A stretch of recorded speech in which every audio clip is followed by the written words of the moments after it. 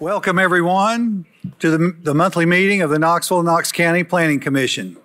I'm Tim Hill, Chair of the Planning Commission, and I'll be conducting today's meeting. Assisting me today is the Executive Director of the Knoxville-Knox County Planning, Amy Brooks, and the Planning Commission Attorney, Tasha Blakeney. I would like to call this meeting to order.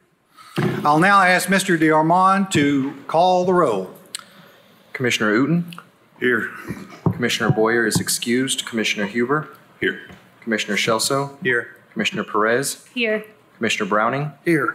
Commissioner Higgins? Here. Commissioner Levinson? Here. Commissioner Biggs? Here. Commissioner Barger? Here. Commissioner Adams? Here. Commissioner Smith? Commissioner Midas? Here. Commissioner Overton? Here. And Commissioner Hill. Here. It's 13 present, Here. sir. Thank you. All right. Participating today are planning commissioners as well as planning staff and various representatives of city and county agencies. The planning commissioners are citizens from the city and the county who have been appointed by either the city mayor or county mayor. We receive no salary and volunteer our time as a service to our community. Now a word about how discussion will take place. After each item is called, I'll read the staff's recommendation. On certain items, I'll call on staff to comment.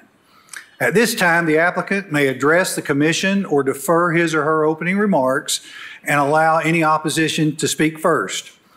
The applicant and those in support of the applicant will be given a total of 5 minutes to speak.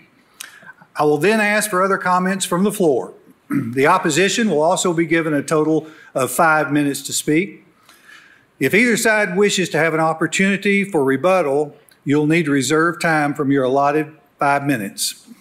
Applicants and citizens who registered to participate and are attending the meeting in person will be asked to come to the podium and share their name and address for the record where their item is heard. Those who have registered to speak online at knoxplanning.org do not need to sign in at the podium. If you'd like to speak on an agenda item and have not registered to do so in advance, please raise your hand when the item is read into the record. I'll then indicate when it is time for you to speak, and you can approach the podium at that time. I'll then indicate, you will be asked to sign in at the podium as well as state your name and address for the record. If the Planning Commission decision on that item is appealed and we need to notify you, we cannot do so without your name and address. The Planning Commission may grant additional time for presentation of information. Speakers should limit their remarks to the facts of the case and should avoid repeating comments that have been previously presented to the Planning Commission. Because of the number of items we have before us, groups in favor or opposed to an item have been asked to appoint a spokesperson to represent them. If you have any items that you'd like to make part of the record, please submit those documents to knoxplanning.org/share, or please identify the file number and meeting date in your submittal. I hope all of you have reviewed the agenda package from Planning's website. In addition to the agenda, there's information on the website related to how today's meeting will be conducted, as well as correspondence on individual cases. Many of the items we vote on require further action by City Council or County Commission. For matters that are forwarded to the City for final action, the applicant or their representative should be present at the meeting at which the request will be considered.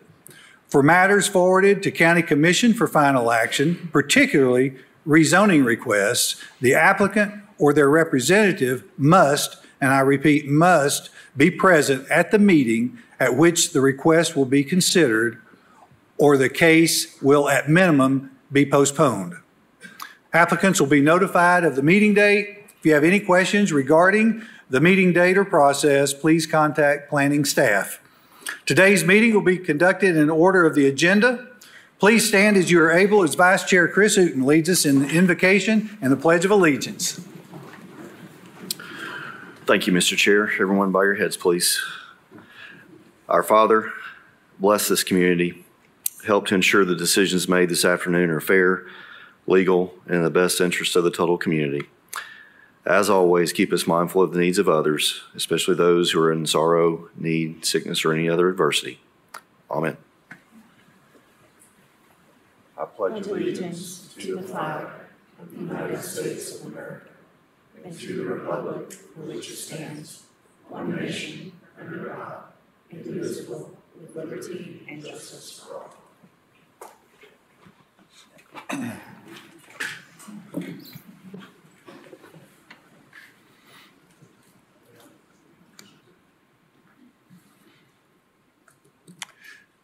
Next on the agenda are the postponement and withdrawal lists, and I'll read these lists separately. Under automatic postponements, we have item 53, City of Knoxville. We have no automatic withdrawals. On to the 30-day postponements. Item 19, Masonic Investments, LLC. Item 37, final plat of Lot 190 and 191 of Overbrook Addition. Re-subdivision of a portion of Lot 22 of Richmond Heights. Item 46, Scott Smith. Are there any requests to postpone an item? Motion to postpone for 30 days as read. Second. We have a motion by Vice Chair Uten, seconded by Commissioner Browning. All in favor say aye. Aye. Any opposed? Motion carries. Under withdrawals, we have item 55, City of Knoxville. Chair will entertain a motion. Motion to withdraw. Second. We have a motion by Vice Chair Uten, seconded by Commissioner Browning for a motion to withdraw. All in favor say aye. Aye. Any opposed? Motion carries. Thank you. We have no tablings. We have no items to be removed from the table. We'll now move on to the consent list. Do we have any recusals? All right. We have one. Commissioner Higgins will be recusing himself on the consent vote. Please listen carefully. Once an item is approved as part of the consent list, there will be no further discussion on it. I've seen people sit here throughout this whole meeting waiting to speak, and it was on the consent list. So again, I want to repeat, once an item is approved as part of the consent list, there will be no further discussion on it. Item 2, approval of April 11, 2024 agenda. Item 3, approval of March 7, 2024 minutes. Item 7, final plat of Emery Green subdivision. Item 8, final plat of Meadows at Hickory Creek. Item 9, Christopher Sibley. Item 11, Uriv Drozanen. Item 16, Benjamin Mullins.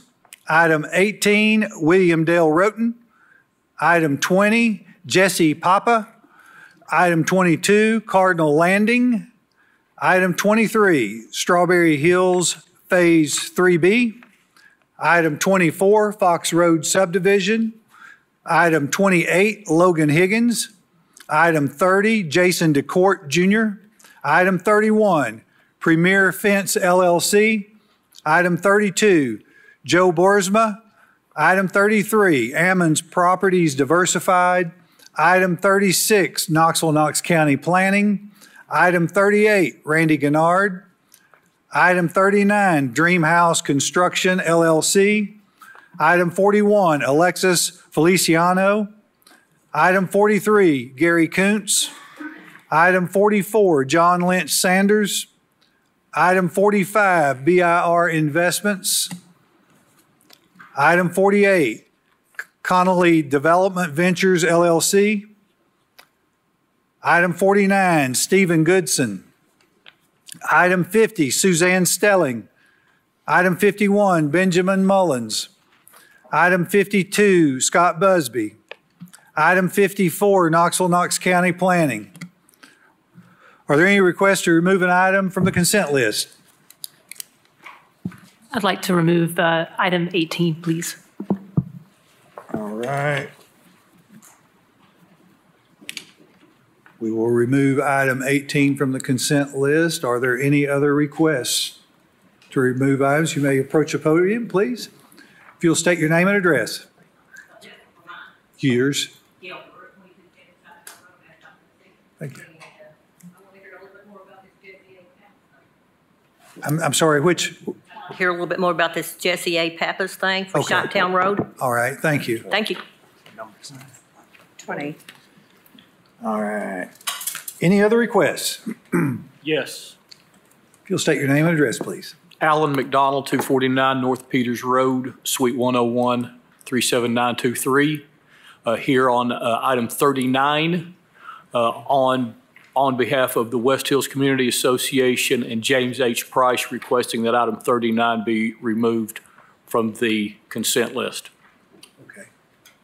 All right, thank you. Thank you. So we have another? Two more? Item 22 Cardinal Landing. And your name, ma'am? My name is Diana Martell. I'm a resident in Lobetti Landing. Okay, thank you. Okay.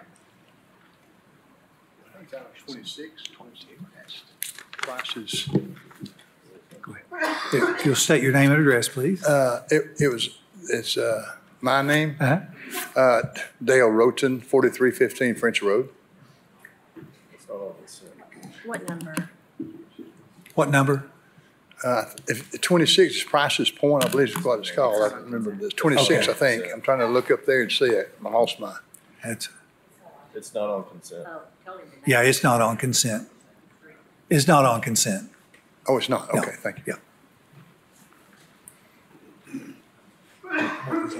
It was 26. Okay. Yeah. All right. Yes, ma'am. Emily Messer, 8920 Jet Road, 37920. May I ask why item 21 was skipped? Item 21. It's not on consent. It's not on consent, so it'll be heard. Okay. Yeah. Any others? Seeing no others, so what we have here is, Chair, I move to approve the consent list as read with the exception of items number 18, 20, 22, and 39. Second.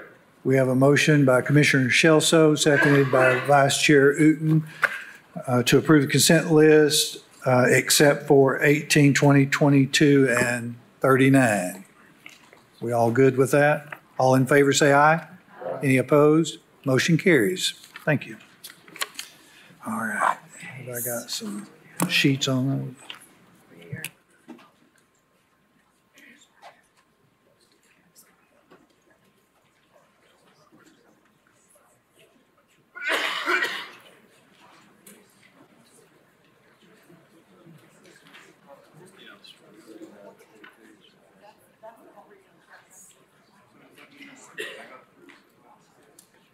All right, on to agenda item number 5.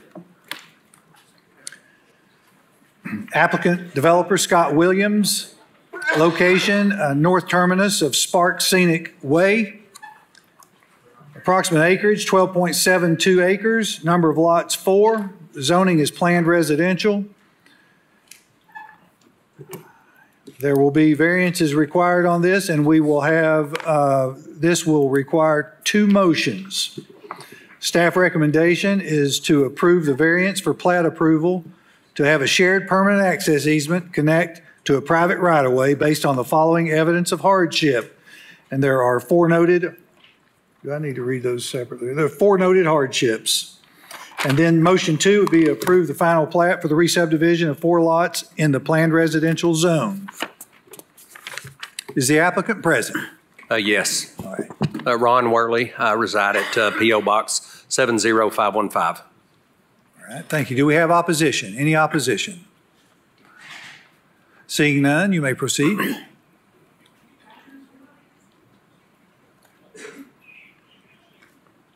You may proceed. Any comments? Oh, no, I'd like to accept your all's approval. All right. Commission?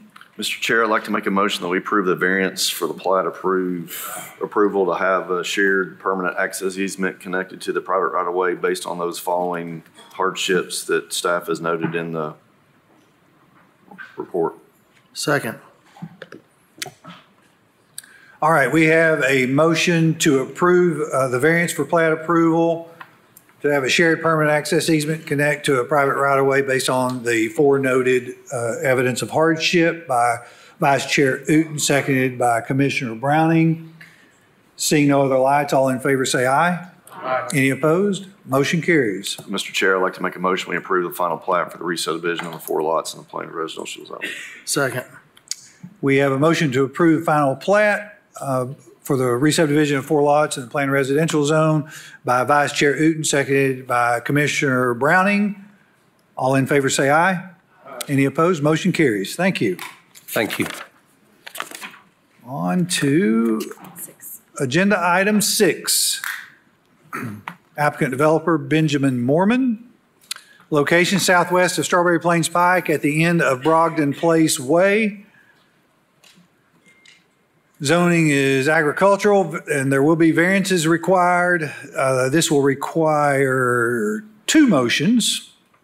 First motion, staff recommendation, approve the variance to allow the creation of 1 additional lot on a previously approved joint permanent easement without requiring the JPE to meet the applicable requirements of section 3.03E based on the following evidence of hardship, and there are 4 noted hardships. And then motion 2 would be to approve the request to create 3 lots in the agricultural zone, resulting in a total of 7 lots being served by the existing JPE, subject to the 1 noted condition. Is the applicant present? You're welcome to come forth.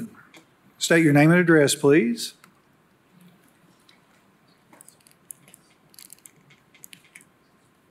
Benjamin Mormon, 10308 Hardin Valley Road, Knoxville, Tennessee. All right. Any opposition?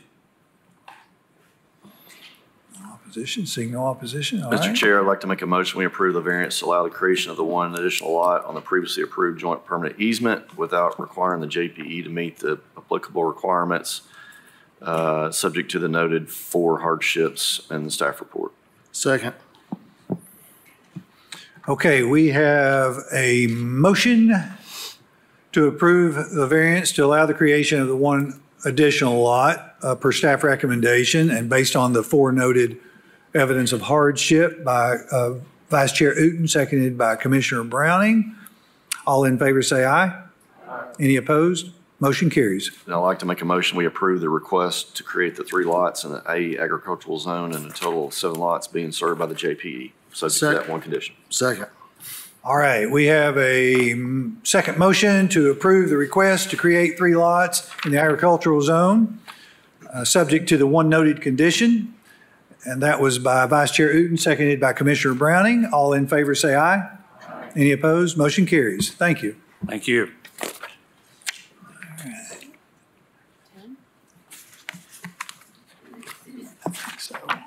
Yeah.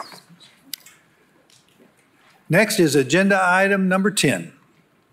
Applicant Masana Investments, location north side of Nighttime Drive, southwest of Carpenter Road. Approximate size of tract is 14,371 square feet. Present zoning is planned residential up to 4 dwelling units per acre. Zoning requested is planned residential. Existing land use, agricultural, forestry, and vacant land. Density proposed up to 4 dwelling units per acre as a separate PR zone. Staff recommendation is to deny the request for planned residential up to 4 dwelling units per acre for the subject lot because it will make the platted Dorchester subdivision non-compliant with the approved zoning density. Is the applicant present? All right. Any opposition? Any opposition? Seeing no opposition, all right. Mr. Davis, if you'll state your name and address, please. Yeah, appreciate it. Scott Davis, P.O. Box 11315, Knoxville 37939. And this is a fairly unusual circumstance we ended up with here. We originally purchased 49 acres of this property back in 2006. And we got the whole 49 acres approved for 4 units an acre. When the crash came of 06, 07, 08, we had to start selling off parts of the property. And when we did so, we thought we had ended up with 19.86 acres. So we developed the property, went through all the approvals for engineering, for subdivision development, so it is completely developed out. We realized after the fact that we ended up with, after we sold pieces of property, we ended up with 19.46 acres, which left us 0.08 acres in excess of the density requirement. So we ended up with one more lot than what we should have been able to do with our density and amount of acreage that we had. And we've done probably 155 subdivisions in Knox County. This is the first time anything like this has ever happened. We just had a survey error of 0.08 acres, which reduced the density down. So I'm respectfully requesting, if the 1.33 acre lot that you see there is approved for 4 units an acre, and actually we need 3.03 technically to make it work, we can use the lot, which is an already developed lot, fronts a county road, has water, sewer, electric, it's developed, there's houses being built around it. And so I respectfully request for that 1.33 acres be approved so we can use that existing lot in the subdivision. All right. Thank you. Commission? Mr. Chair, considering the fact that there is no opposition, and we talked about this Tuesday in agenda review, that this just happens to be an unfortunate situation here that we're dealing with, I'm going to make a motion that we approve the request for the PR as it's requested, with the condition that the lot in question that we're talking about can only be used for a single family house. No more density than that one single family house. Second. Okay.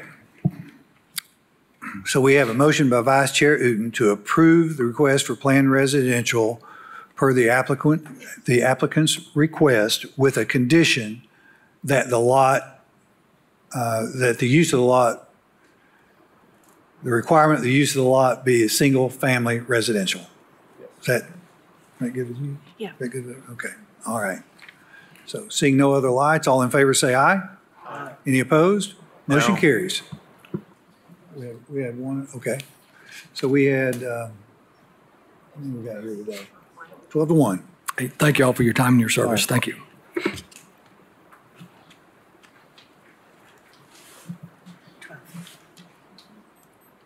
That is a storm. Yep. We'll move on to agenda item number 12, applicant Larry and Laura Bailey. Location south side of West Emory Road, west of Tamron Way. Approximate size of tract is 1.05 acres. The present zoning is agricultural, planned residential, up to 4.2 dwelling units per acre. Zoning requested is RA, low density residential. Existing land use, single family residential. The staff recommendation is to approve the RA low density residential zone because it is consistent with the sector plan and other development in the area. Is the applicant present? Yes. All right. Larry Bailey, 2700 West Emory Road, Powell, Tennessee. All right, thank you. Do we have? We have one signed up. We have one signed up in opposition, Matthew McCart. Matthew McCart? All right. Would you like to proceed or defer your comments, Mr. Bailey?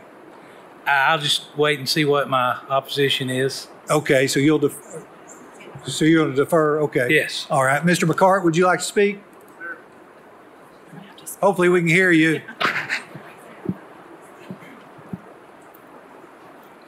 My name is Matthew McCart. I live in Ladd Road, the neighborhood right behind that property. 7321 is my address, right behind, just right behind that property. I was concerned about the condos or whatever they're going to build because I have a kid. The two houses next to me have a kid, multiple kids. We just didn't want people to look down into our neighborhood, into our yard. We want to feel safe. We just, that's my concern. the safety of my child and my immediate neighbors' children. So, yeah. Well, thank you for your comments. All right.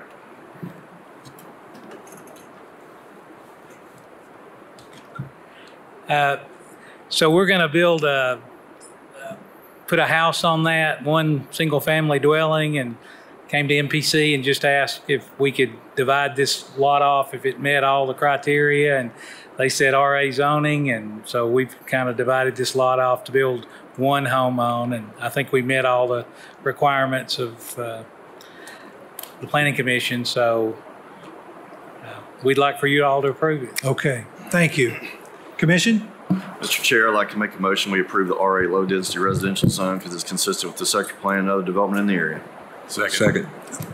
We have a motion by Vice Chair Uten to approve the low-density residential zone per staff recommendation, seconded by Commissioner Huber. Do we have any lights? These lights, we got new lights now. I don't see any. Okay. Seeing no lights, all in favor say aye. Aye. Any opposed? Okay. Motion carries. Thank you. Agenda item 13. Applicant Douglas Pollock. Location, eastern terminus of Red Hellard Lane, south side of Bob Gray Road. Approximate size of tract, 0.67 acres. Present zoning, plan residential up to 5 dwelling units per acre. Zoning requested, low density residential, RA. Existing land use, agricultural, forestry, and vacant lots. The staff recommendation is to approve the low density residential zone because it's consistent with the sector plan and surrounding development. And I see the applicant before us. If you'll state your name and address, please. Yes, my name is Doug Pollock. I live at 10108 Red Hellard Lane, Knoxville, Tennessee, 37923. All right, and do we have opposition? Okay, I see some opposition. And we have Ms. Deanne Young that has signed up to speak. All right, would you like to defer? I will defer. Okay, so Ms. Young, you're welcome to come up and speak to us. What's that? Okay. And then after you, we'll have Aida. Miss Ada Saffron. That's me. Did I say that right? Yep. Saffron, okay. Deanne Young, 10137 Red Hellard Lane. I live kind of in the middle of that street. Been there 16 years, and we have 22 children on that small cul-de-sac. And our big concern is that they want to put mobile homes up there, and it's going to change our neighborhood completely. And we're worried about the safety, and we also don't want any kind of attachment to our street, like any driveways. And it's also listed in our rules that we can't add mobile homes, or it's supposed to be restricted. But anyways, our main concern is we just don't want access there, and it's stated in our rules that we can't have mobile homes or driveways added, and mainly the safety of our kids, because we have crime that comes from the mobile homes back there that we have had people banned from the police from them coming to our street. And the kids in our neighborhood, it's a very unique neighborhood. They play from sun up to sundown, very safe. And yeah, we just don't want to change that. And our street is really small. It's not like we can take on any extra cars. Right. Yeah, so that's it. Thank you for your comments. Ms. Saffron, would you like to speak? Yes, my name is Aida Safarian. I live on 10109 Red Hellard Lane since June of last year. We share the cul-de-sac with the applicant. We learned about the rezoning, as Deanne just mentioned. We strongly against of additional easement through their property to the property they try to rezone right now. I also want to point out that the property that they want to rezone is not part of the Red Hellard Lane. It has an address of 122 Bob Gray. It has an access from Bob Gray Road. There is existing access, and we would suggest that they would continue to use the access that there is on the street right now on Bob Gray. Our street, Red Hellard Lane, has It is very short. Our neighborhood, which is Hunter Points, has restrictions. We have these restrictions here, and based on those restrictions, nobody living in the neighborhood can change the structure of the neighborhood or place additional easements, and this is what the applicant is trying to do.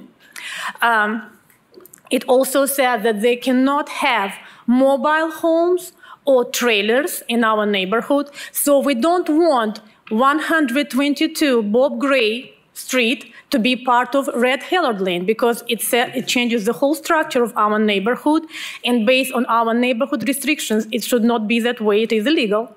And then we don't want additional traffic through our street to that property should it be connected because of safety of our children. As Deanne just mentioned, we have 22 children who safely play in that area of the cul-de-sac.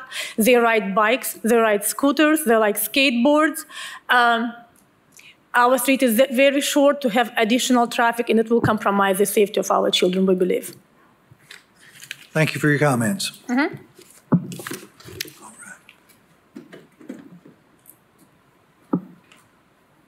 Thank you. So my family's lived there in Hunters Point neighborhood for over 20 years. When the opportunity presented itself to buy some land next to us and the builder was moving out, we decided to purchase it. We've owned the land now for over 3 years and have contemplated what to do with it and are trying to explore our options. Originally, when we moved in, there was a small house and trailer on the lot with access to Bob Gray. This access currently does not show on the property report since it was determined it would need to be fixed with the grading and verify site distances to meet the requirements which we would need to review with the county to allow safe access to the lot from Bob Gray, which we plan to do. The lot was completely cleared as the builder of the Dutchtown Woods was finished with the neighborhood. As we considered our possibilities, some of the early discussion with Knox County Planning, it was unclear what could be built there under the PR zone. We had been told conflicting information about the PR allowances, and it wasn't until we had submitted the rezoning and the sign was posted, it was found out that some of the options were allowed in the PR zone. Through the process, we felt the RA rezoning would eliminate any future confusion and also open other options. This process is about what the zoning makes the most sense for the property as well as the area. This is a unique property because we're between neighborhood and then also a RB and a BP park. Trying to see what the most useful purpose of the land was. Rezoning to RA gives us basically the least amount of confusion of what could be built there. We still have to do plan permits and everything to decide the final version, but the RA zone seems to offer the least confusion. And then also based on the other criteria of the land use, the RA low density residential zone reduces the building and does not negatively impact the traffic. It's consistent with the sector plan and surrounding developments. It is also consistent with the adjacent properties and would fit into the current density of the zone, in this case of 5 per acre. Thanks for your consideration. Thank you. Commission? Commissioner Huber. And you'll have to forgive me, sir. With the rain, I couldn't hear everything you were saying. But so, am I understanding you guys own the trailer park next door? No, we own the lot number 9 up there, the 101, red 1018. Okay, so you live in the subdivision? Correct. Gotcha. Okay. So now I guess my question would be for staff. I think Ms. Warner, no, who? I think she's. Oh, well, for staff then.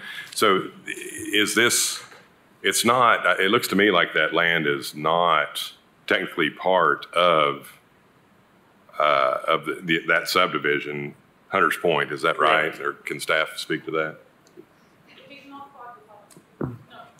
Staff. So it was rezoned at the same, it was part of the rezoning and was owned by the developer of the subdivision to the south. Yeah, but I don't think it's technically part of it. It doesn't have access to the internal streets. Like they didn't have a driveway extending down to the cul-de-sac in that neighborhood or anything. It was set aside by itself. Okay. So, yeah, I guess my question was there was some discussion of neighborhood restrictions that don't allow certain things and things like that. But with that being said, I would assume that those restrictions aren't on this part of the subdivision. Now, I would question, because it looks like it is part of Dutchtown Woods, or at one time it was part of that parcel, which is the one to the south that Mike was talking about, I think. And I don't know what the restrictions are there. and did they carry over into those lots? I don't know. I did get, some calls from neighbors there that were very concerned about drainage. Are you familiar with any drainage issues coming down? Yeah, we had talked to some landscapers or people who cleared the land, and they basically said they would try to push the water towards the street and use the drain that's on the in front of our house on 10108. So the water would drain towards that direction. Okay, and so I guess that to be a question for engineering, just rezoning something to RA, would these require any sort of drainage improvements or anything like that for the area?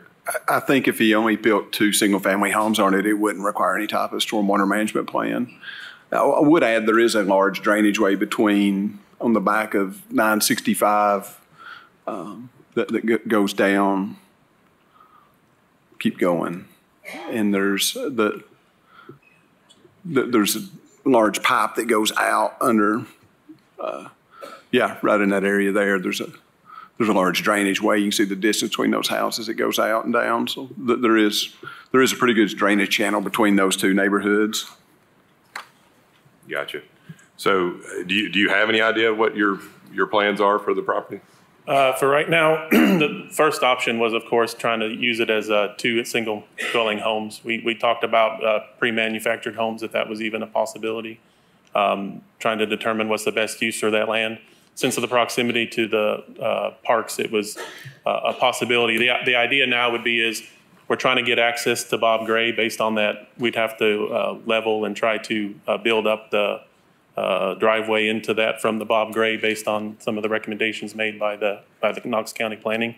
So eventually we were trying to use that, but we still wanted to give ourselves options to be able to, if we were going to build 2-family homes, we would use the entrance from the neighborhood because it's quieter, it makes sense, you can still fence it in. If we pull in from the main road, it opens up more options how to access both lots. Okay, thank you. Commissioner Adams. I've got some questions along the same lines as Commissioner Huebner. If the usage as you were describing, you said you wanted to keep an option open to be able to access the existing, Hillard Lane. Doesn't that conflict with the rules of that neighborhood to create a new driveway into that neighborhood? I don't know if there is such a. Right now it was a potential for the future. We'd still have to ask or request for permits if that's what we wanted to do. But we wanted to give it a piece of our land for that as it being a potential feature to use that as a potential entrance. So the point of my question is that from the drawing, the yellow line is marking out this area, and it makes it look very much like it is to be connected to that neighborhood. And if that's the case, then it seems like that's the terminus of that neighborhood. And you have very consistent architectural building patterns for that.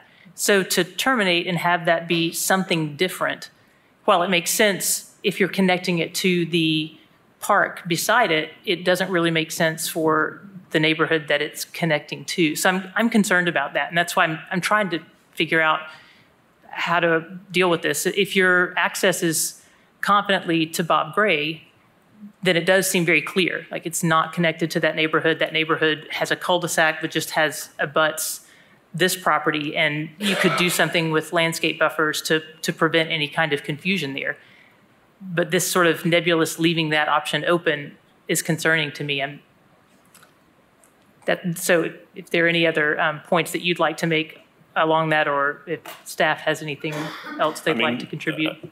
Again, the zoning fits the actual plan, and adding 2 more homes to it, whether you're in a newer neighborhood or whatever, if we were to make the architecture the same or a similar price point of the homes, I don't see how that would be a demerit or a concern, why you wouldn't allow that as being additional homes in the neighborhood that would fit the same criteria as far as the cost of the homes as well as the style of the houses. To me, that it makes sense that it would be a possibility.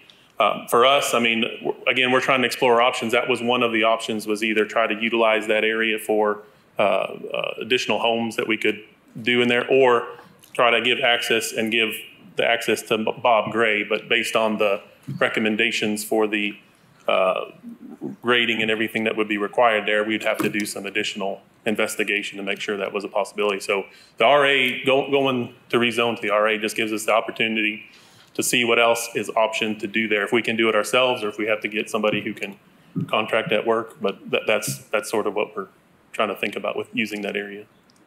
Mike, can I ask you about if we were to move forward with the RA zoning, that would allow the applicant to build out as he wishes based in that zone. That would mean he potentially has access to Hellard Lane. It would mean he potentially has access to Bob Gray, just as we're looking at the case at the moment. Yes? Yeah, I don't think anything really changes between keeping the planned residential zoning and the RA in regards to access or anything like that. There's really not much difference between the two zones. I guess I feel like, well, I understand you wanted to have options. If this is what, it wasn't originally part of this neighborhood, and it's now, just being considered. We've had neighbors say that there's potentially something in their bylaws that say you can't put in a new driveway. I don't know the facts of that or not, but I'm okay with this movement to the new zone, but with some conditions. And that would be to not have access to that Hellard and potentially put in a landscape buffer there to help protect that neighborhood from this unexpected change in how that property is being used. I do want to hear, I think, were some other people wanting to talk? Yes. Okay. So we've got these little red halos now. Yeah, okay. All right, they are hard to see, but that's our new system. So let's go with Commissioner Higgins. I have some similar questions, I guess, for related to this, but I do want to clarify, due to the size of this could only handle 3 dwelling units. Is that correct, staff? Mike? Yeah, I'm sorry, can you repeat the question? Due to the size, both of these lots could only handle 3 dwelling units total? I believe that the 2 lots now are above 12,000 square feet. So one of them is about 13,500 square feet. The other one is about 14,500 square feet. For a duplex for duplex to be considered in the RA zone, it only needs 12,000 square feet. So it would have to come through use on review, though. So the Planning Commission would have to approve that. But single-family houses would be permitted by right. But if they combined these into one? Under the current zoning? Yeah, or under the requested zoning? Yeah, I mean, they'd be able to do multiple. Well, now under the existing zoning, they could do multiple units because it's 5 dwelling units per acre. So whatever the acreage is, by that times that. Under the RA zone, the maximum they could do is 2 units per lot because that's a duplex per lot. So it'd be 4 maximum. Okay. And I wanted to clarify that just because it does seem like maybe there's concerns of multiple houses being, or, a lot of houses being put here, or a continuation of the adjacent park. So it does seem like it's, even with this kind of a minimal possible scenario. And then I would like for staff to, I know a couple people have already asked for clarification regarding to the relationship to the existing neighborhood. When I look at the plat, and we can see it on the map here, that there is that connection. So one thing that I would be concerned about would just be the moving forward, if the neighborhood feels like there is a violation of their rules and regulations, they may pursue a court route to try to mitigate that. So maybe to prevent that for everyone, I would like to kind of hear more about the access to the cul-de-sac. I'll defer to Director Stone, but on the plat, you'll note that it does not allow access to Bob Gray. Specifically, it's stated on the plat. So it would have to go through the cul-de-sac? Yes, that's my understanding, unless engineering wants to weigh in. Yes, that's correct. There's a note on the plat that limits access to Red Hillard Lane.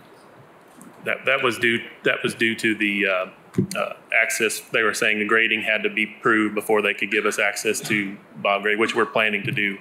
They had the grading, the raise of the lot would have to come up to Bob Gray Road, and then the site distances would have to be checked and confirmed. But we would have to do that in order to get the access to Bob Gray. Do y'all have any comments on that?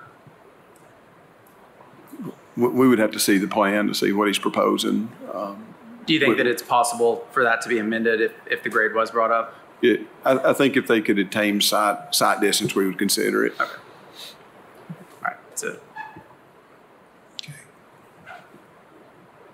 No other lights? No. Commissioner Biggs.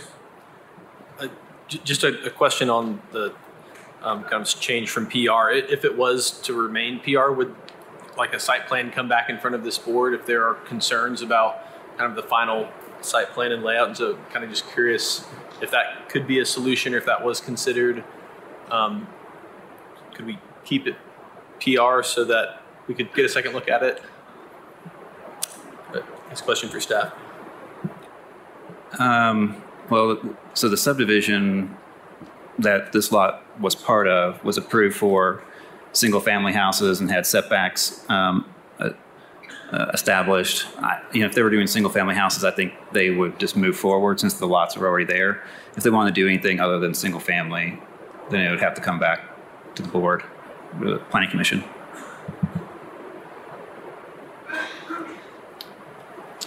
Commissioner Shelso. Yeah, so per the staff recommendation, RA fits within the sector plan. I think that the ability for us to have to look at a concept plan for any special use is a good thing. And so if they wanted to move forward with 2 single-family residences connecting to a subdivision of 16 houses, I don't think that's going to overburden that road. In some ways, I think it could be, a good addition. And so I'd like to make the motion to approve RA because it's consistent with the sector plan and surrounding development per staff recommendation.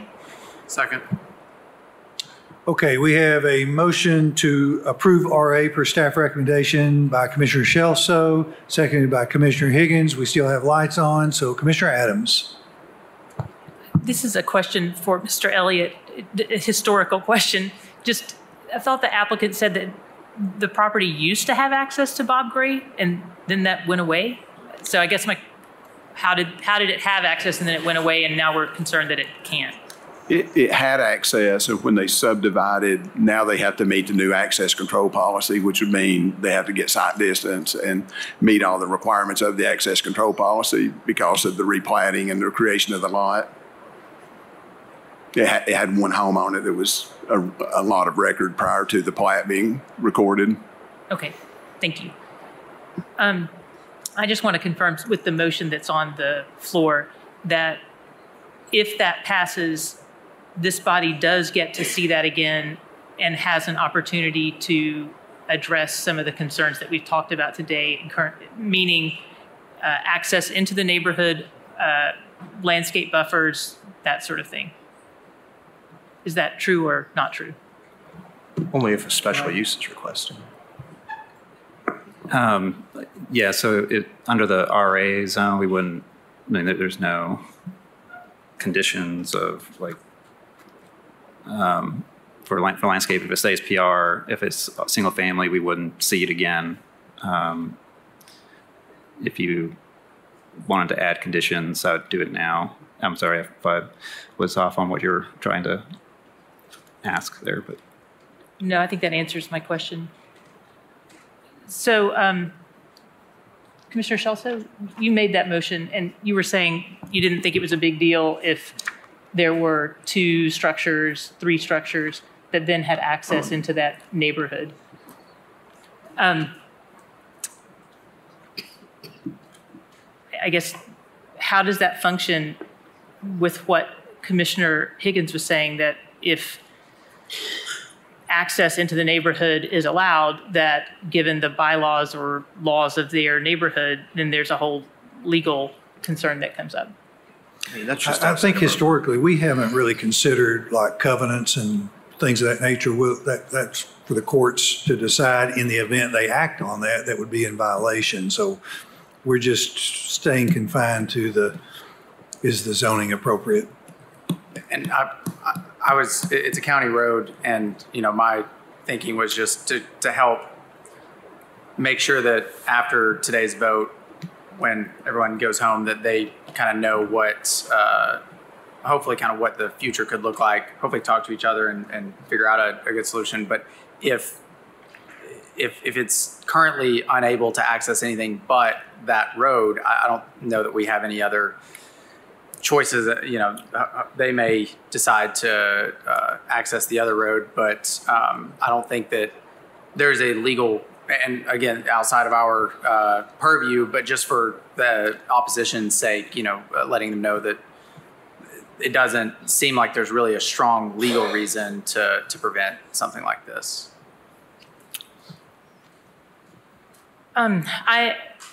There are conditions that I would place if Route 1 was taken or Route 2 was taken, but not knowing what those are, I have difficulty being able to articulate specific conditions that I would like to place on it. So for that reason, I'm not going to support this motion, but I wanted to explain why. Thank you. All right. Seeing no other lights. All in favor say aye. Aye. Any opposed? All right, motion carries. Thank you.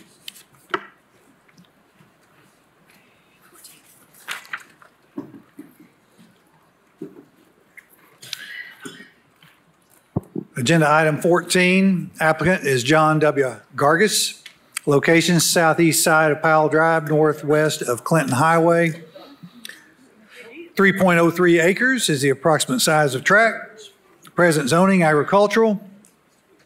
Zoning request is general business, CA. Existing land use, rural residential. Staff recommendation. Deny the general business CA zone because it's not compatible with surrounding development and would encroach into a residential area. Is the applicant present?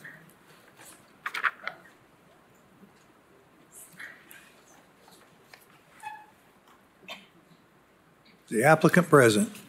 We have opposition. All right. Commission? Make a motion we approve per staff recommendation, which is to deny the CA zone. Second. Okay. You want to clear that up a little, Mr. Yes, it's to Make deny. a motion we deny the CA zone per staff recommendation. How's that? All right, we have a motion to deny the CA general business zone per staff recommendation by Vice Chair Uten, seconded by Commissioner Midas.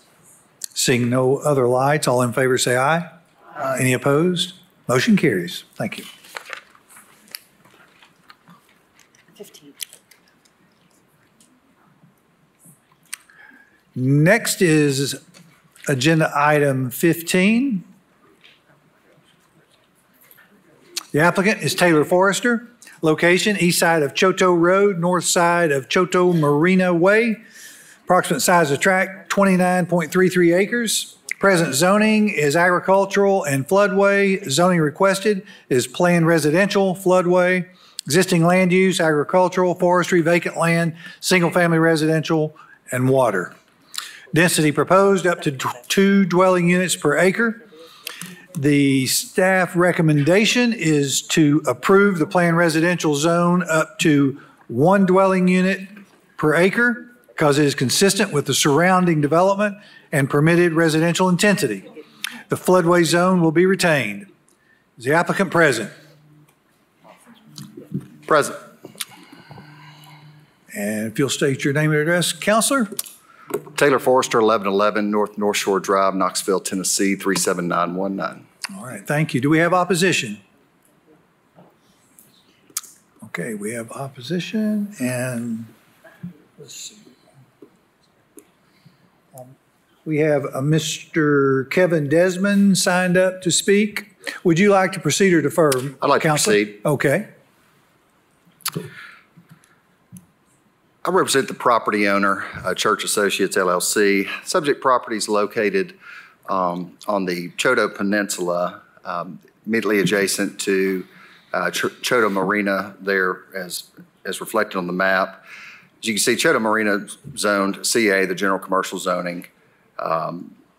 Uses at Choteau Marina is obviously the standard uses that go along with a marina, boat slip rentals. There's also a full-service restaurant, boat club membership that members can join and have access to, different fleet of boats for recreational uses. Fuel center, and then the related accessory commercial uses that go along with a marina. So Church Associates owns Choteau Marina and the subject property in question. Prior to acquiring Choteau Marina, the property owner envisioned kind of a master development plan that would utilize the existing commercial zoning, Choteau Marina, as well as acquire this property to create a kind of master development, unified development plan that had some residential component as well as the commercial component. The intent of the PR zoning, as we always discuss here, is exactly what is contemplated with this rezoning request here at planned residential up to 2 dwelling units per acre. Under the planned residential zoning ordinance, it takes into effect environmental constraints such as hillside. It takes in consideration of having and promoting open space for recreation, and also incorporates provisions for commercial uses. That's exactly what the PR zoning ordinance is designed for and intended to be, is what this property and this development could reflect. The proposed development of 2 dwelling units per acre will consist of high-end townhomes, primarily along the waterfront, with some single-family residential. At 2 units per acre, the development footprint would be towards the waterfront, staying out of and largely minimizing any disturbance to any hillside. Under the standard kind of 1 dwelling unit per acre, typically those type of developments, you're not clustering, you're not minimizing impacts on the hillside, and again, not dealing with those environmental constraints properly. Reasoning of the, I guess another justifiable reason of the planned residential at 2 units per acre is, so we have general commercial zoning on one side, and then on the other side of us is the Channel Point subdivision, which obviously has a lesser density, larger lots. This could serve as a buffer, which is often what we look for in these type of scenarios where you have general commercial and then step down to a less intense before going to a lesser intense use. 2 units per acre, this is completely appropriate and could serve as that transitional buffer. If you could pull up a new KGIS map screen, I was going to ask you to look at something that I think will be helpful for comparison. The address is 2213 Lake Lane. This is an area located around Duncan Boat Dock, Duncan Marina there in the Riverbend area. And why I bring this up for comparison is this property, located deep into Riverbend, has a zoning of planned residential up to 4 dwelling units per acre. This is a higher-end condominium townhouse development. The developable footprint's about 7 acres based on my calculation, which appears to be developed at 2.75 to 3 dwelling units per acre, which is obviously more than we're requesting at 2 dwelling units per acre. Anybody familiar with this area would not say that this is out of characteristics with the location. As you can see, there are larger lots, single-family houses, undeveloped properties around it. Seems consistent, fits there, has the same rural area designation under the growth policy plan, has the same rural residential designation under the sector plan, and it's completely similar and has the same characteristics that that our property does. What it doesn't have is as intensive a commercial use next door, although it is a marina, it does not have a restaurant. This development that we're proposing will have an appropriate sewer, sanitary sewer, drip field collection system. Aqua Green Utility will be the designer, installer, and maintenance provider of this system. And As you wrap up, please. Yep, approve the rezoning requests of planned residential up to 2 dwelling units per acre. Thank you. Thank you. Kevin Desmond?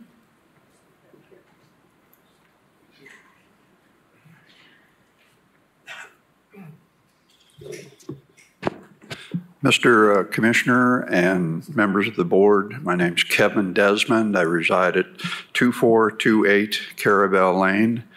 I see my longtime friend and practical joker, Rich Levinson's on the commission.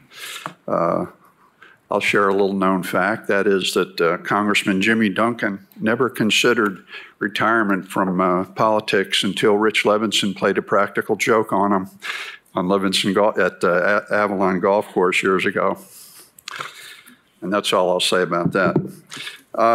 As a resident of Channel Point, obviously, we've had great concerns over traffic flow, North Shore, Choteau area. It continues to be a concern. And I know people in the county have certainly tried to address that, as has Farragut. We have a 5-lane Concord Road that dumps into a 2-lane North Shore road. So there's really no way around making North Shore wider, but we continue to struggle with development nonetheless. Having said that, on Choteau particularly, we have blind hills, we have a lot of sharp curves, and actually from Early Road to the end of the peninsula, if there were an accident on Choteau Road, you've got hundreds of homes out there that are basically captive. They can't get out until the Choteau is cleared, and that could take a while in the event of an accident or something of that nature. So it is a concern to all the residents out there. The development that's being proposed, I don't know if we're talking apples and apples if you talk about Duncan Landing and the Choteau area. I'll just leave it at that. We favor the staff recommendation, which, as I understand it, is 25 units, which equates to 1 unit an acre, because apparently there's not, the chart looked like it has almost 30 acres, but some of that's below the 8, is it at the 830? So that leaves 25 units to develop on the acreage, which we have no problem with. But Channel Point has a huge issue with tying into Carabel Lane, and you've probably seen that on the comments on your website. Every road in our neighborhood is a dead-end cul-de-sac. It's been that way from the get-go over 30 years. It's a safety issue to have one way in and one way out. And we very much enjoy the neighborhood. People do a lot of walking for exercise, walking with their pets, children playing in the area. To open that road up to a lot of new traffic, especially construction type vehicles and things of that nature, we just really can't go along with something like that as a community. I do have a question also, in looking at some of the things online. It states that each planned development is intended to be compatible with surrounding or adjacent zones. Well, we have no condo or townhome type developments anywhere on Choteau Peninsula. And if I read down further, it says that planned residential up to 1 unit per acre would be allowed, approximately 25 units, depending on the acreage above the 820 contour. Houses, duplexes, and multi-dwelling structures and developments are permitted in planned residential zones. Well, if it's going to be compatible and consistent with what we already have, then I don't really see where townhomes or condos would fit the bill there. And quite honestly, we have a lot of large tracts of land on Choteau that could potentially be developed in the future. And kind of like the saying, if the camel's toe gets under the tent, then that could be the beginning of something that would really be disastrous for our area. So a lot of people in our community have great concern over that as well. Mr. Desmond, if you could wrap up, please, I'd appreciate it. I'm sorry? If you could wrap up, please, your 5 minutes. Yeah, I'll just leave it at that. I was going to mention something about buffer zones, but that can be saved for later. Thank you very much. Thank you.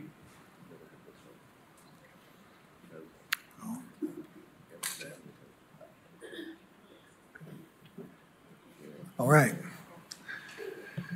Commission?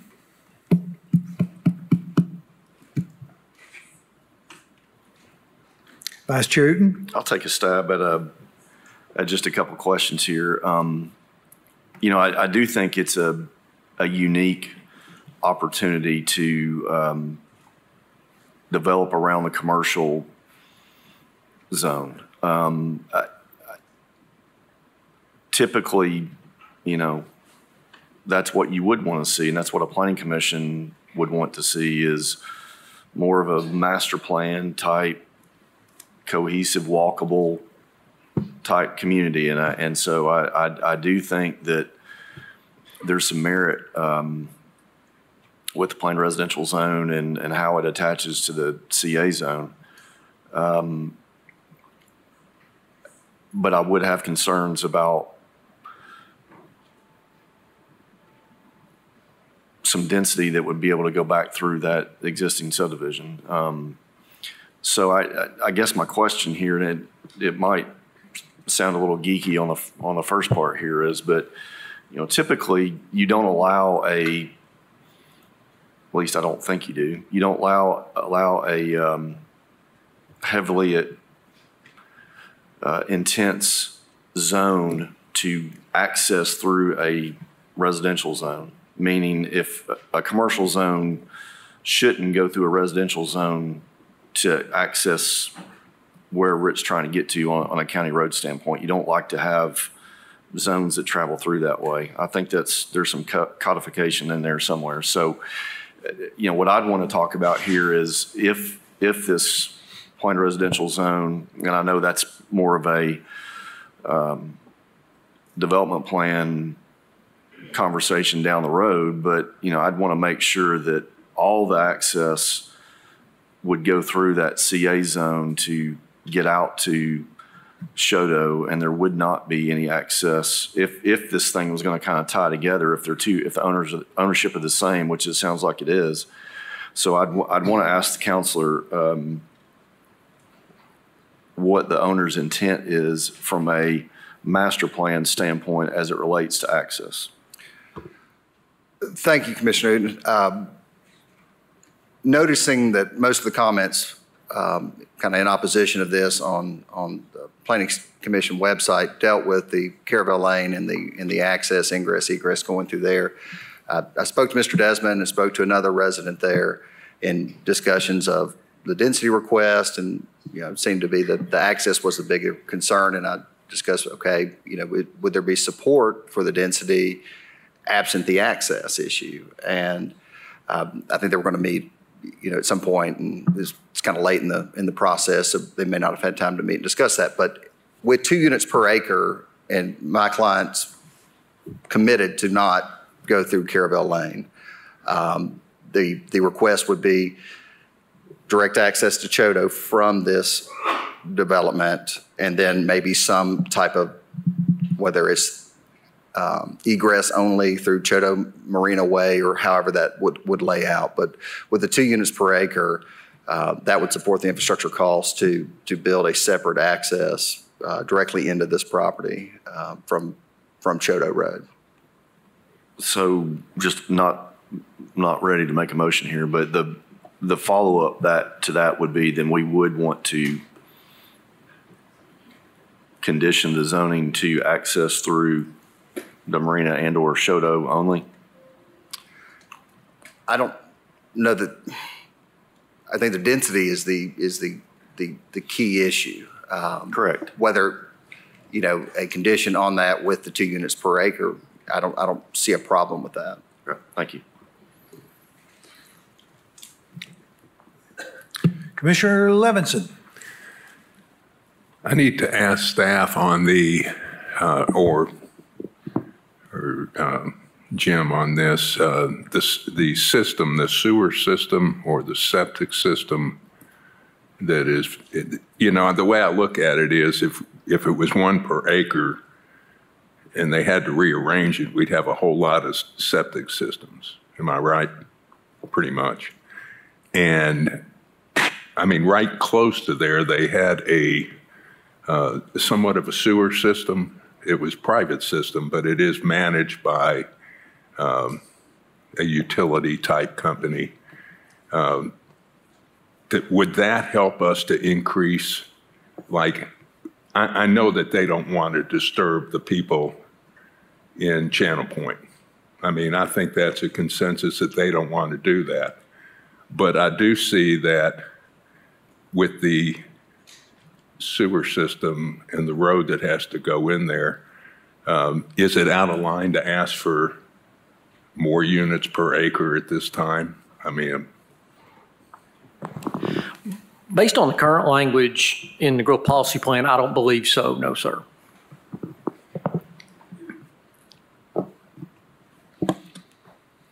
Commissioner Huber.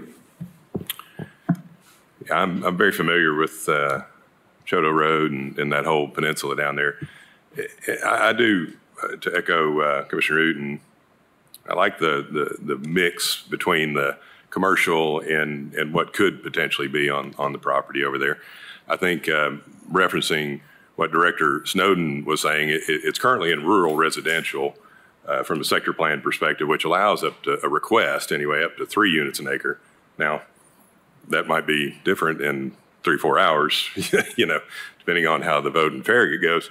But even then, it's classified as rural living, which still allows up to 2 units an acre in certain places if it's appropriate.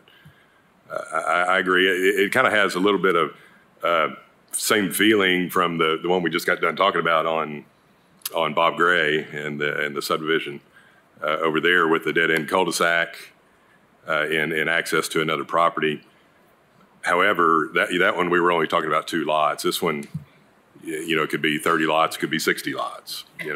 I wouldn't disagree with the folks that live in Channel Point to have a serious concern about that much traffic coming through their neighborhood that wasn't ever there before, because it is a very good, beautiful, high-end subdivision down there. With that said, I personally don't think that 2 units an acre is out of line. I think they, in planned residential zone, it allows you to do certain things with that density, and it has to come back through us anyway. I mean, we have to come back through with planned residential, look at the entrance. Is it better to come on Choteau Marina Way? Is it better to come directly off of Choteau Road? I drive it often, and it's got the 2 white lines and the 2 yellow lines in the center. So it's better than a lot of roads in Knox County currently. With that, I'd like to go ahead and make a motion to approve planned residential up to 2 units an acre, with the caveat that we do not allow access from Caravel Lane. Second. Okay, we've got a motion by Commissioner Huber to approve planned residential zone up to 2 dwelling units per acre with the condition that Caryville Lane, that they will not access through Caryville Lane. Is that right? Okay. Is that right? Okay. And then we had the second, we had a couple of seconds there. Who can we get? Was Vice Chair Uten gave us a second on it? All right. And I see Commissioner Biggs. Just a question for staff. I saw in the report, there was concerns about the steep slopes and that being part of the reason for recommending 1 unit per acre. Can you just talk more about that? Was there a legitimate concern about not being enough physical space for 2 units an acre there, given the kind of hillsides, or you think we can squeeze them in? I wouldn't say it's a concern with being able to have 2 units per acre on the site, as a gross density. It's just with the slope analysis, the whole front part of the property is fairly well, has a lot of slope on it. It just, in the rural character of the area, the 1 dwelling unit per acre seemed more appropriate. And then only other comment is, I guess I'd be curious if on the condition that's being proposed right now, could we modify that condition to be vehicular connectivity in the event that there was interest in kind of creating a, sidewalk connectivity to the cul-de-sac to allow for pedestrian access? Would that be something that could be considered in the future, but limiting vehicular connectivity? Yeah, I'd be open to amending the motion to allow that. Okay, so we have a friendly amendment here to limit it to vehicular activity. That is correct. No vehicular activity. Prohibit vehicular activity only on Caryville Lane. Okay, everybody clear on that? Commissioner Midas? Yeah, I'm okay with the friendly amendment. I will go on record to say that, that would be something that we're all going to want to consider with the concept and development plan. And, I would encourage Councilor Forrester and his group to get with those folks. And if those folks wanted access down to the marina and it all made sense and everybody seems to think it makes sense, obviously we can do whatever we want. But I think that those conversations in the spirit of that access needs to be talked about before it's submitted for sure. But I would amend it. Commissioner Midas?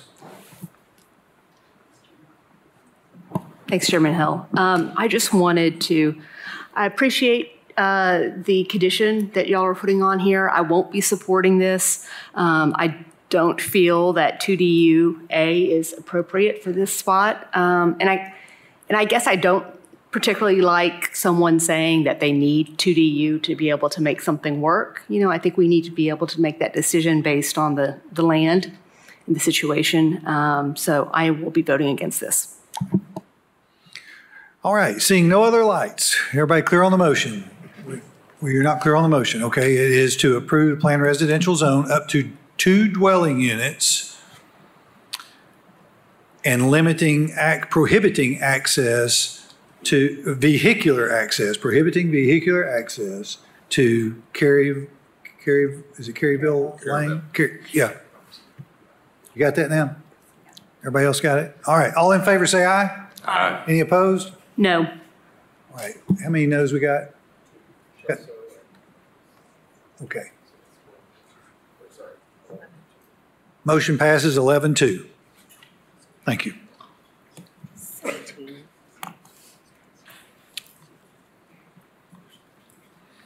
Agenda item 17, the applicant Masana Investments, location west side of Blacks Ferry Road, northwest of West Emory Road.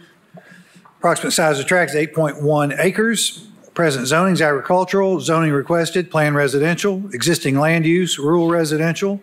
Density proposed up to 5 dwelling units per acre.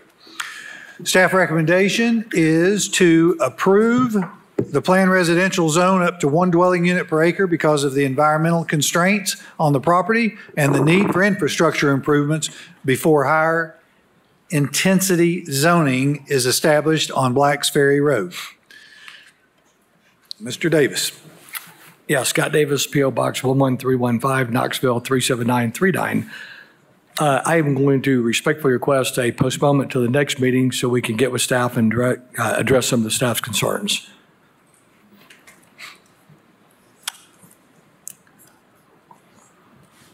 Commission? Motion to postpone for 30 days per applicant's request. Second. We have a motion to postpone for 30 days by Vice Chair Hood, seconded by Commissioner Huber. All in favor say aye. Any opposed? Motion carries. Again, thank you all for your service. Thank you. 18.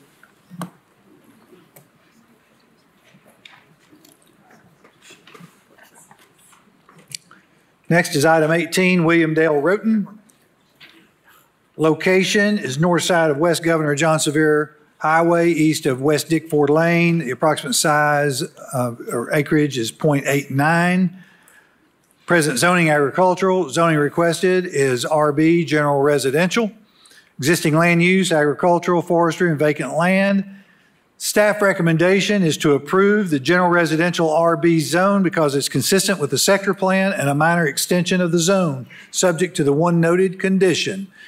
And I see Mr. Roten before us. If you'll state your name and address, please. My name is William Dale Roten at 4315 French Road, Knoxville, Tennessee.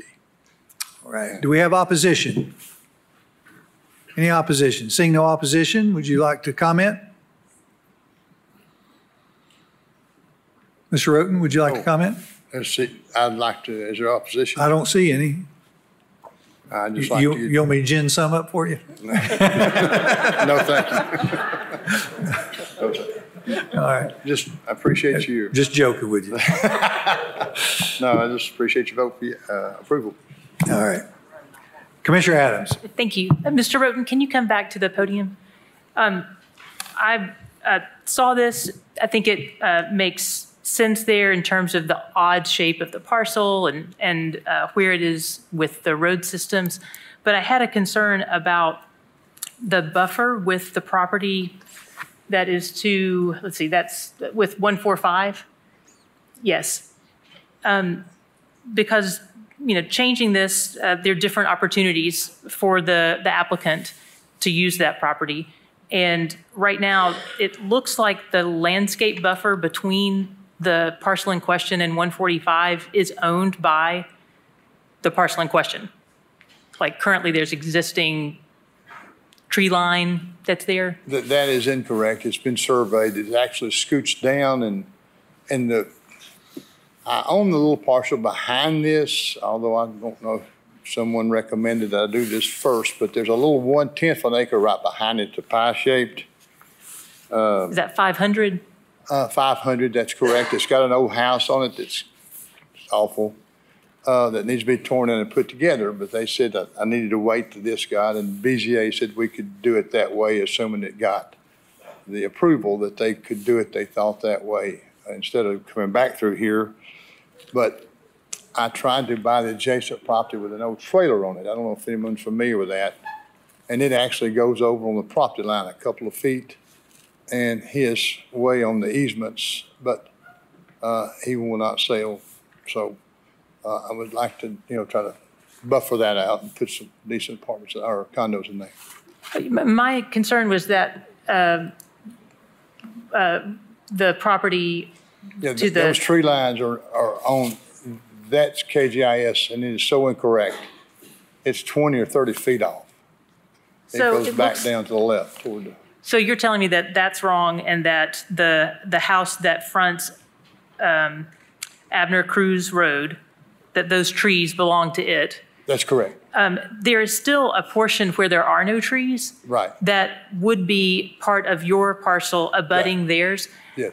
I'd just like to put in the condition for there to be landscape buffer added there to protect that property. Yeah, and I just cut a tree down for that lady. I had a big tree that was falling down. All trees through there were falling down anyway. So we just took some of those falling down trees down. But the intentions were to put something back there. To put something back up. Great. So I'll make a motion to pursue staff's recommendation, but with an additional condition and I may need a little help in phrasing this correctly so that it's appropriate for the applicant. There's already a condition for adding landscape buffer along John Sevier, but to also add a Class B landscape buffer for the area where there is not currently. I don't think the lady wants them all the way up, though.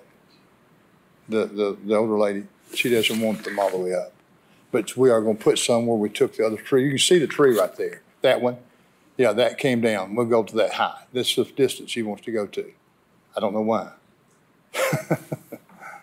On that side. Yeah, I guess the reason I'm concerned is that I know that we're here today, but the folks that may be here tomorrow, and if there's not any type of buffer placed there now, then we will have lost the opportunity to do that. I mean, even if she refuses, I mean, I don't know. Well, I think she's suggesting that you put it on your property. Oh, okay, yeah. I just hate to upset her, because she's 87. But okay. I've got parents in that bracket too. I know what you're saying. Have I articulated that adequately? So you're extending the Class B buffer, which would be on the, is that the eastern? Yeah. Is that the eastern border? Yes. Eastern border, should it, how far do you want it to run? The entire eastern border? Yes. Okay. You want to go all the way to the end of it? Yes, to Abner Cruz Road. Okay. That's what you, I don't think she'd want it that far, but I will if that's what you require. Thank you. Mm-hmm. Okay, so Commissioner Adams' motion is to approve the RB zone per staff recommendation with adding to, you want me to call this a second addition or adding to the first condition? I think you would amend the first condition. Okay, to amend the first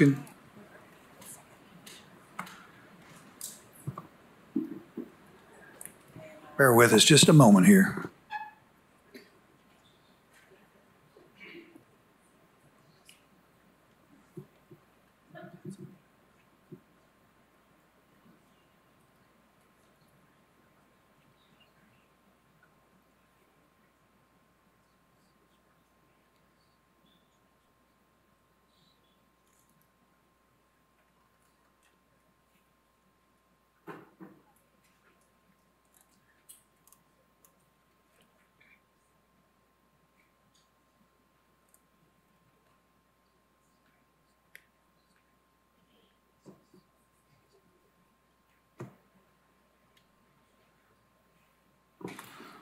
Okay, so here's what we're going to do. We're going to revise the first condition, which is installing a Type B landscape screening along West Governor John Sevier Highway frontage, referencing Exhibit B, and then running a Type B landscape screening along the eastern property line from the existing eastern landscaping to Abner, what is that? Abner Cruz Road?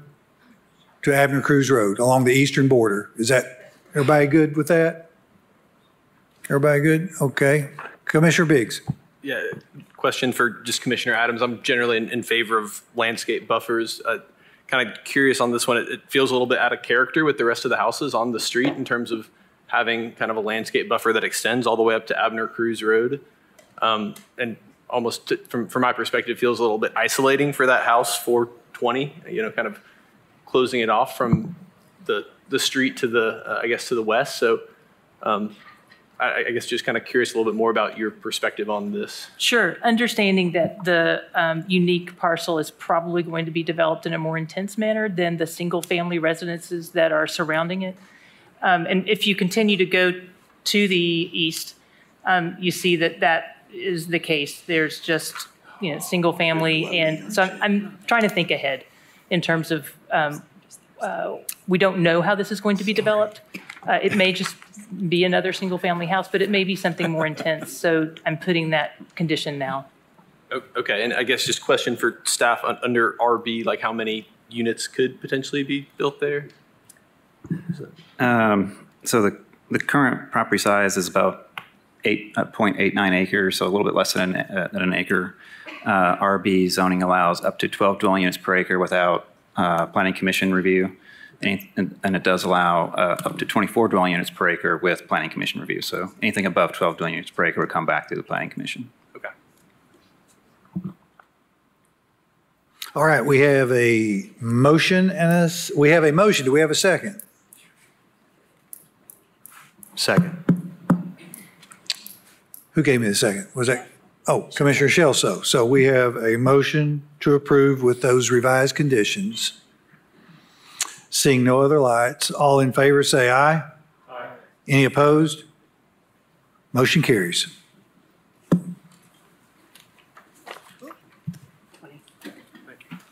Get another sheet for me.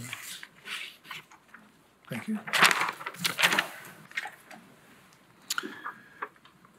Next is item 20, applicant Jesse Papa. Location east side of Shoptown Road, north of Mascot Road, present zoning agricultural and floodway, zoning requested, low-density residential and floodway. Existing land use, agricultural, forestry, vacant land, single-family residential, and water. Staff recommendation is to approve the low-density residential zone because it's consistent with the sector plan and other development in the area. The floodway zone will be retained. Is the applicant present?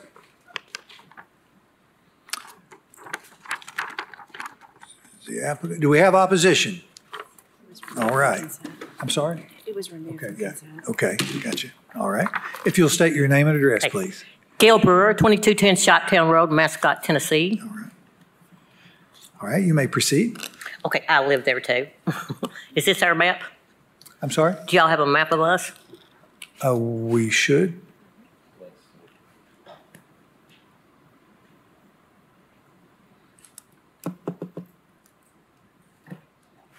Okay. That's it.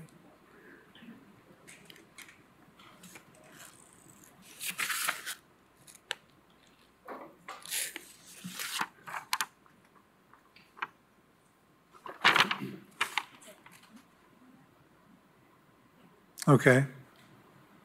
Is that it, Ms. Brewer? Yep. Okay. We live on Roseberry Creek. It's the back of our property. And I think that the Planning Commission has something going on for Roseberry Creek as part of their Roseberry Creek project. Like I think Article 13 affects Roseberry Creek right there on Shoptown Road where we live. You know, they've got this trail they're going to take along all the creeks so everybody can go and enjoy everybody's creek and everything. And it runs in their backyard. So that's going to take about at least 20 to 30 feet off from the creek up of that property. How many houses do they want to put on there? Let's see here. This is a rezoning, so we won't see that. Let's see. We won't see that here. There's the lots up there. They're like 110 feet long and like 90 to 110 feet wide. So you can't put a lot of houses on a lot. I think they have two there. The lot they bought owns the log cabin, which sits down on the creek, which I'm sure when the Roseberry project comes through, that log cabin will have to be moved. And like I said, nobody else has but one house on those little skinny lots out there. Yeah. I just wanted to know what his plans were, whether he's going to put 5 or 6 on a lot or what. Yeah. Do we want to wait till he can show up to tell us something, or what would y'all like to do? No, this is just the rezoning phase here. So now RA will limit, and I'll let Ms. Portier speak to that. What the limitations are in RA? Okay. So the RA zone allows single-family homes by right and with a 10,000 square foot minimum lot size.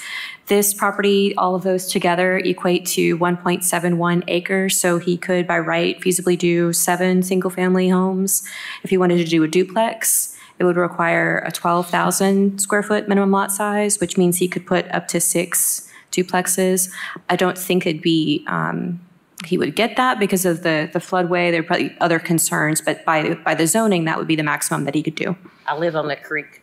When we get anything over 4 to 5 inches, the creek, here's the creek where it is. The creek comes up that high. It runs like the Colorado River. You cannot even go close to it. It's so scary. And then it comes up in the yards about 40 to 50 feet. You can't put houses down there, 5 or 6 condos. We don't know at this stage what he's going to do. That just is what the zoning allows. So I will say that as part of the permitting process, they do look at stormwater and things like that. And each property, each development is required to meet the stormwater regulations of the county. So that's all looked at during that stage. But as far as what the applicant intends to do, we don't have that information at this stage. Well, do you know anything about the creek project that's coming up through there? I cannot speak to that. I'd have to defer to my county colleagues for information on their projects down there. I don't believe it's a creek. I believe we remapped the FEMA floodway through there. So the floodway would also control how many houses could be built here. They'd have to build 1 foot above the 500. So it looks to me like a good percentage of the lot is consumed with it. So they'd either have to fill or, build the foundations up high to get out of that 500 a year. What does that mean? Well, we really don't know until the permitting phase as to the effect of the water that you're speaking of, and that'll all get vetted during that permitting stage. These are all single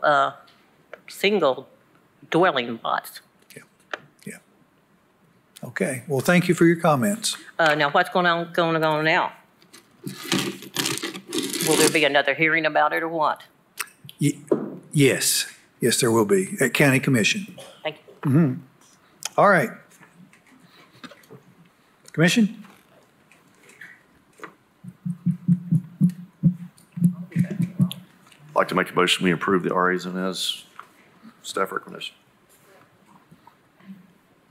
Was that Ms. Barger? Okay. All right. So we have a motion by Vice Chair Uten to approve the low-density residential RA per staff recommendation. Seconded by Commissioner Barger. Seeing no lights, all in favor say aye. Any opposed? Motion carries. Thank you. Where are we? 21? Next is item 21, Storm Schuler. Location east side of Pickens Gap Road, north of Whaley Lane, 84.44 acres. Present plan designation and zoning is agriculture, hillside protection, agricultural RB, general residential. Proposed plan designation and zoning, rural residential, hillside protection, plan residential. Existing land use is agricultural, forestry, and vacant land.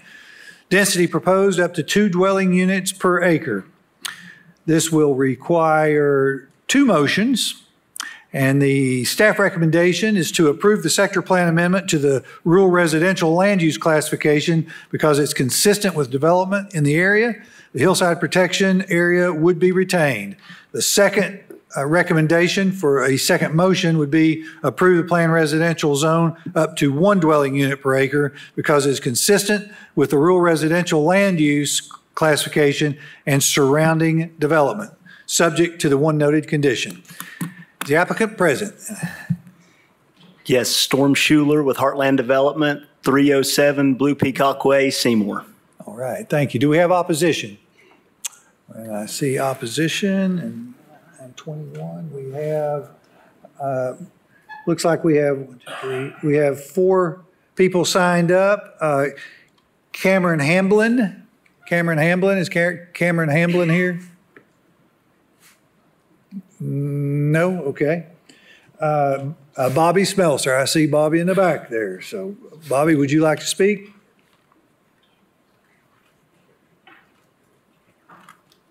And then next will be Darren Maroney. Is Darren Maroney here? Okay. And then after Mr. Maroney, Jennifer Morton. Is Jennifer, okay, all right. So please be aware that we have four speakers against, and if we could be as brief as we manage we can, it would all be appreciated. So, Mr. Smelser, if you would give your name and address. Bobby Smelser, address 137 Wrinkle Avenue, Knoxville, Tennessee. This particular property and the place that they're wanting to develop.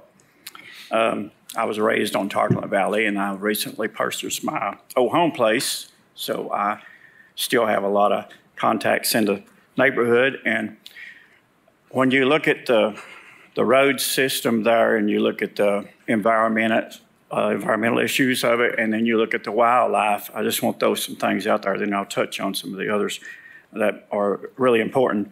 But with the development that's went on in Sevier County, Seymour, Blount County area, that has driven a lot of the wildlife into our particular area. I know for a fact years ago we didn't have deers, we didn't have turkeys, and now we have deer and we have turkeys, which I'm good with that, but it's that the farmlands and the preserves are being cut down tremendously. This location here is about 2.5 miles off of Chapman Highway. And if you've ever lived in South Knoxville or ever traveled Chapman Highway, you know it's a death trap in itself. And there's no other main roads to get into the city of Knoxville. And that's one reason why that South Knoxville has really never been developed, that plus it's rocks and hills. But I've also, the bearing that the water is going to have, the runoff's going to have. I owned this particular development. The creek that all this water flows into, I caught minnows in it when I was 10 years old. It was approximately 4 foot wide. That goes to the Michael's farm, which is on down Pickens Gap, which that's the way the water travels. And with that being said, now you can drive down through there, and that creek is, and when it rains heavily, is 12 to 14 foot wide as it is now, and the water rises up and floods the fields. But when you look at the house that's built on that property, it's probably about 758, probably close to $1 million home that's there. And then on the corner of Pickens Gap and Tarkland Valley, there is also a couple of new houses that are there. And they are in the price range of about $500,000 to $600,000 each. And my understanding is there are going to be a couple of more built there.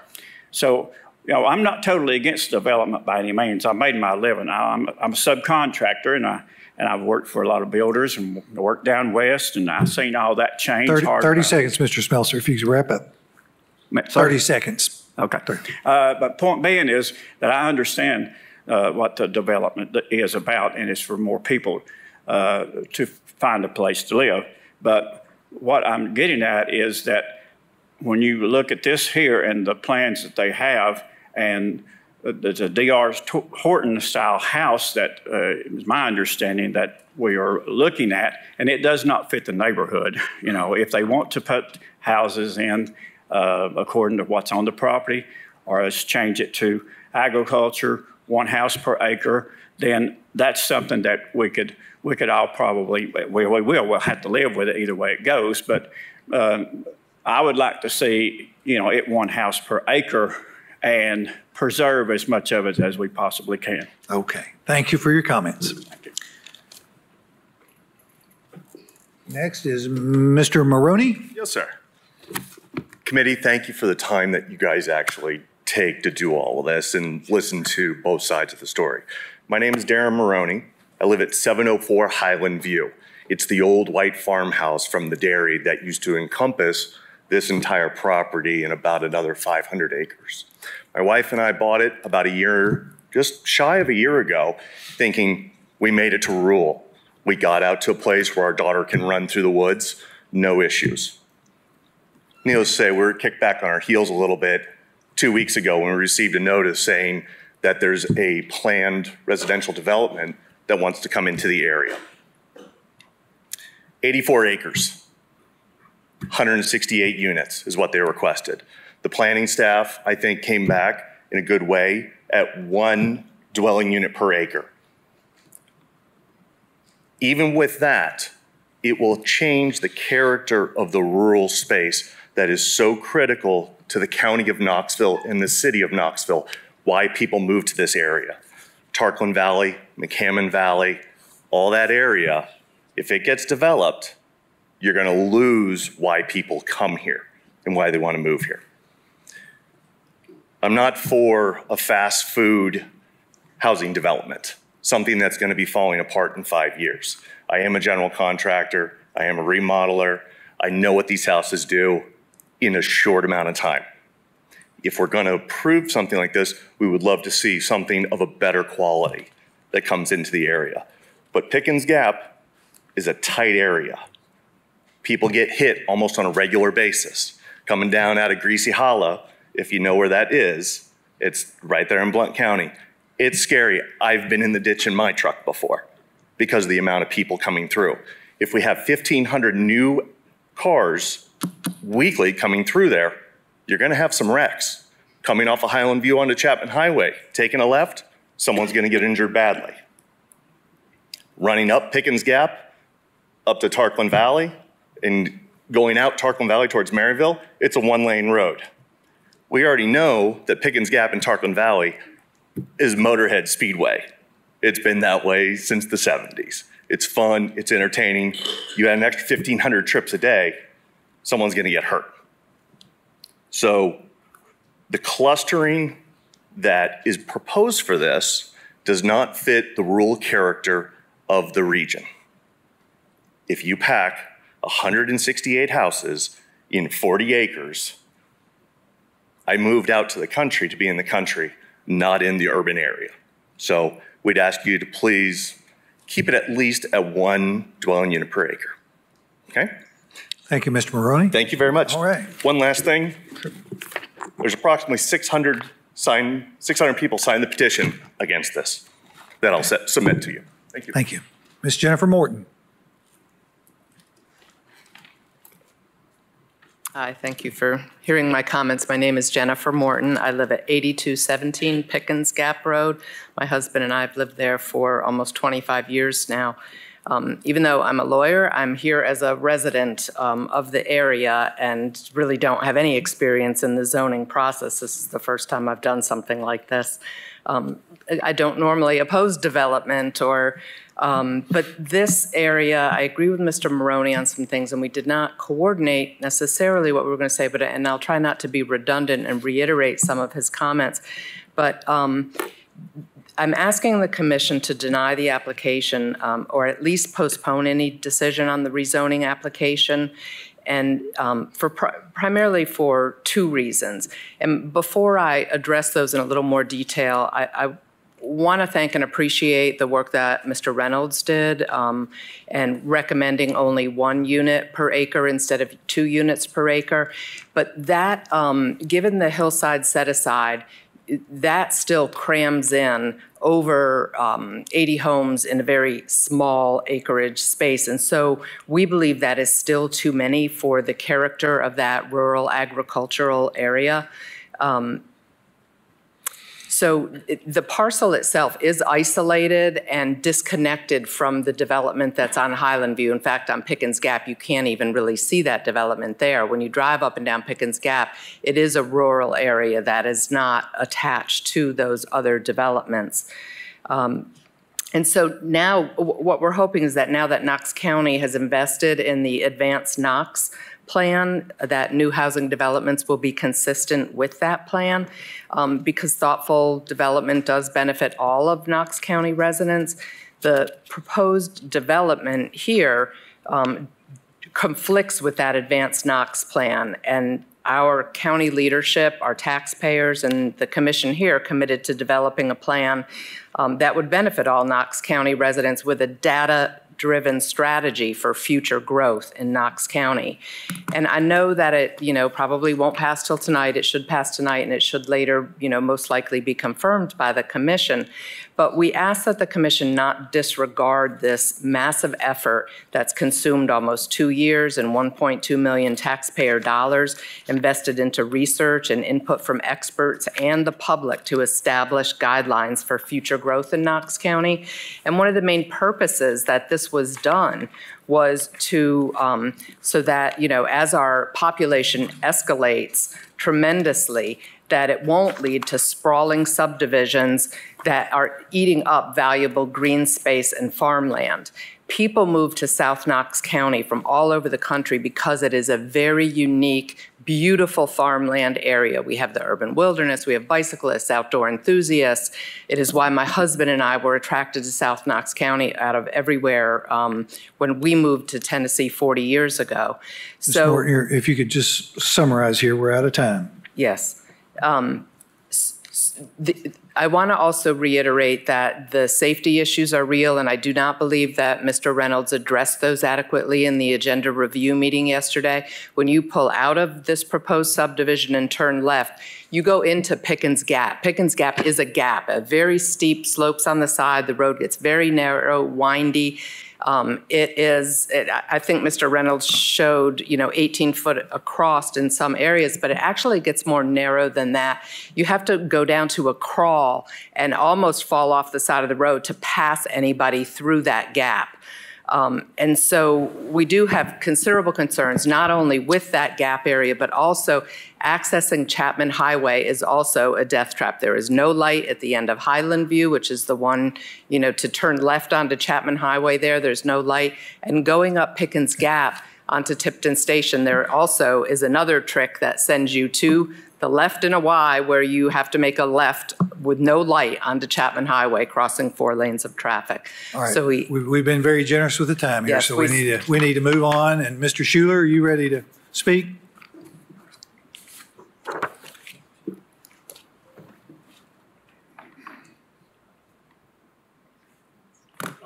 Eugene Smith, I signed up on site.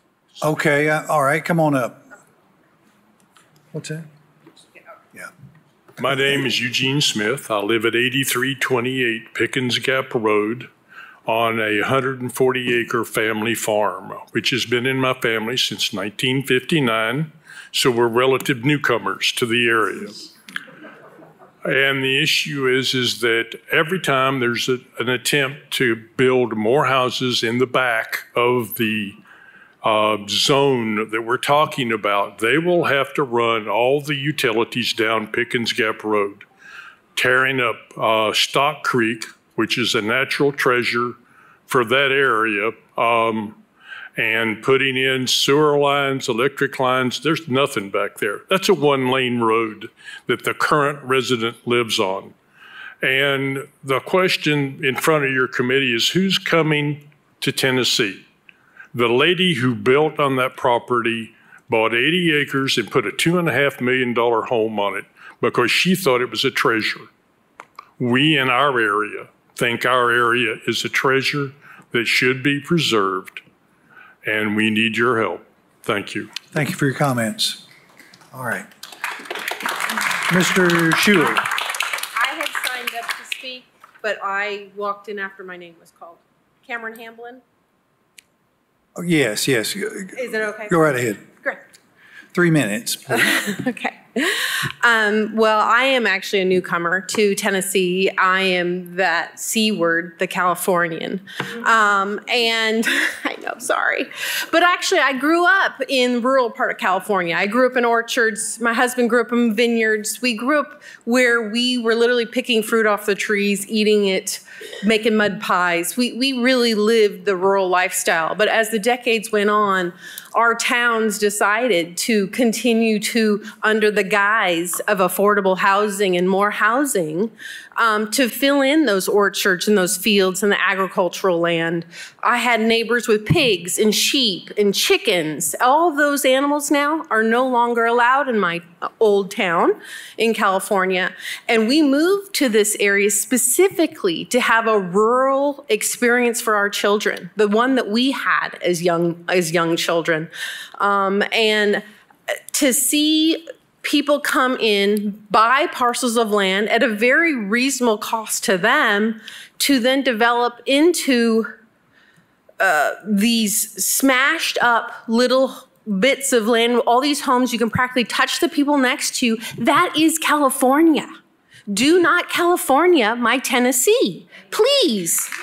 This is really important that all those decades that I lived there, that we did not fight enough. And I see this happening here, becoming the new little California. And you need to understand that preserving your agricultural lands, whether for wildlife, for enjoyment, just for the view, for the Sunday drive, please consider preserving this parcel. I am not against development. I am not against more housing, but don't try to tell me this is going to be affordable housing for anybody. I can guarantee these homes are going to be $400,000 and $500,000. You will need over $120,000 a year to afford those homes. I don't know a lot of my local neighbors who make that kind of money. And I think that you need to look at the intent of the person buying it from this couple. They are just about making money. And I understand everyone wants to make money, but I don't want it at the cost of my neighbors, my children, and my children's children. Thank you. Thank you, Ms. Hamlin. Mr. Schuler, I'm sorry. I signed up on site as well. I need Why 60 don't I have seconds. these lists? What? 60 seconds. Go right ahead. Name and address, please. Emily Messer, 8920 Jet Road, 37920. I live where Tarkland Valley becomes a one-lane road headed toward Martin Mill. I'm a local nurse, and I was born at Fort Sanders Hospital. I've lived in this town every day of my life. Every single one of these people have made beautiful points. They've left 2 of them off. We are the last to get resources in times of urgent need. When my power goes out, I have oil lamps because I know that higher density areas will get the power trucks first. I have to accommodate that, and that's fine. That's the price I pay to live in the beautiful place I live. Also, first responders. There are a huge amount of bicyclists on Tarkland Valley and Martin Mill. If you increase traffic dramatically with these Knox boxes that are packed in like sardines, folks are gonna get hit and folks are gonna die. Our hospitals are already overburdened. Our nurses are already quitting faster than we can replace them. And this is not a good idea for the safety of our town and the safety of folks who enjoy this area. Thank you. Thank you.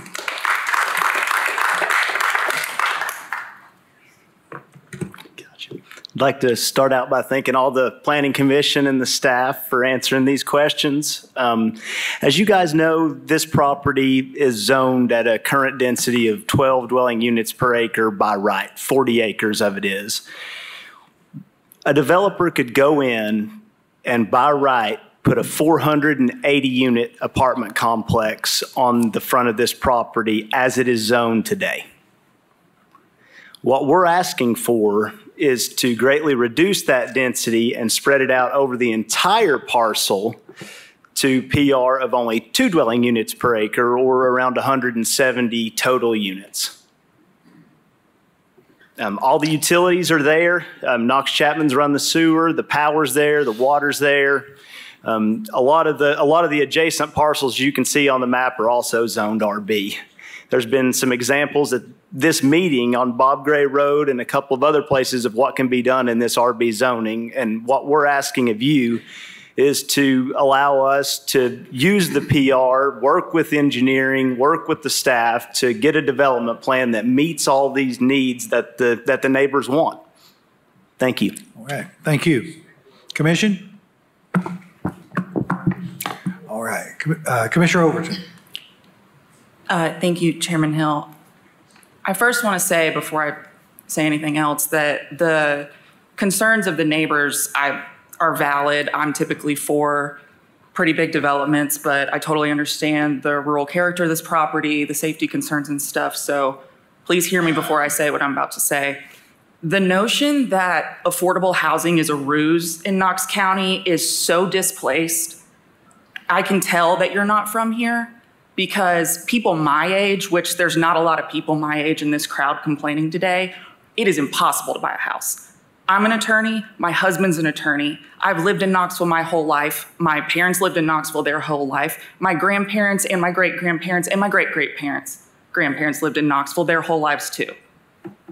All right, this has always been an affordable community. It's why people choose to come here and choose to stay. They don't come here only to live in the rural parts, although again, I totally understand that this particular part of the county, that's the purpose, and I'm with you on your safety concerns and all that.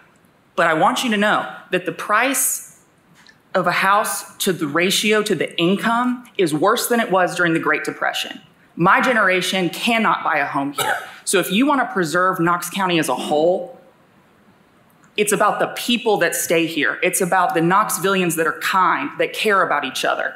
So don't sit here and come from California and wherever the hell else you're from and tell me that housing affordability is not a real issue. Okay, let's see here. Commissioner Barger. I have a question for engineering. Hi, sorry. Morning. They're saying, and I haven't driven this road in years, but they're saying that it goes down to like a 1 lane. Has there been a traffic study done over there to see, or does that come like with the concept plan? That'll come with the concept plan, identify any road improvements that may be required to go along with the project. Okay, and then I have one question for you. So currently there looks to be like a newer house, very large house sitting right there. So, which is smack in the middle of the property. And this is probably premature too, but your plans to build similar homes to that or something completely different and then that one will just hang out? So we don't have a specific plan for the property yet. What we're obviously asking for is the rezoning to be able to delve into whether it is feasible to do that, something like that here, but there is no specific plan for the property. Okay, I just figured it was premature. I just wanted to ask anyway. Right. One thing that I did forget to mention, we met with some of the neighbors yesterday. Mr. Schuler, I'm sorry, but we're at, the order of the meeting is such that we're at commission level right now. If someone has a specific question, we will get back with you, okay? All right, here we go. Commissioner Adams. Yes, can you speak to the comment that one of the opposition referenced that everything would have to be brought in?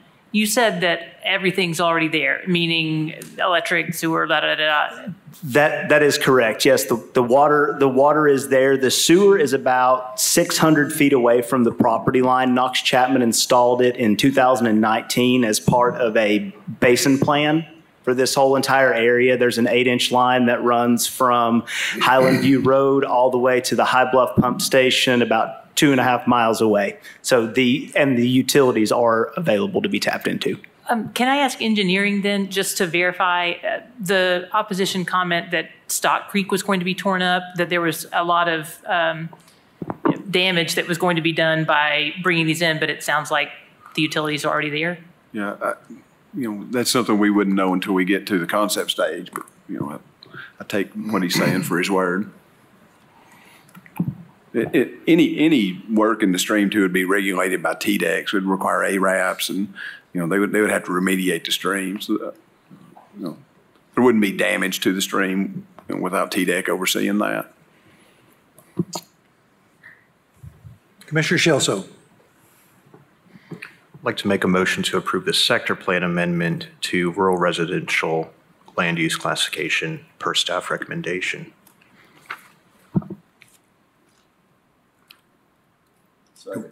All right, we have a motion by Commissioner Shelso to approve the sector plan amendment to rural residential per staff recommendation, seconded by Vice Chair Uten. We still have, we had some lights, but we don't. And I will add, I think the density conversation will be next. Yeah. Okay.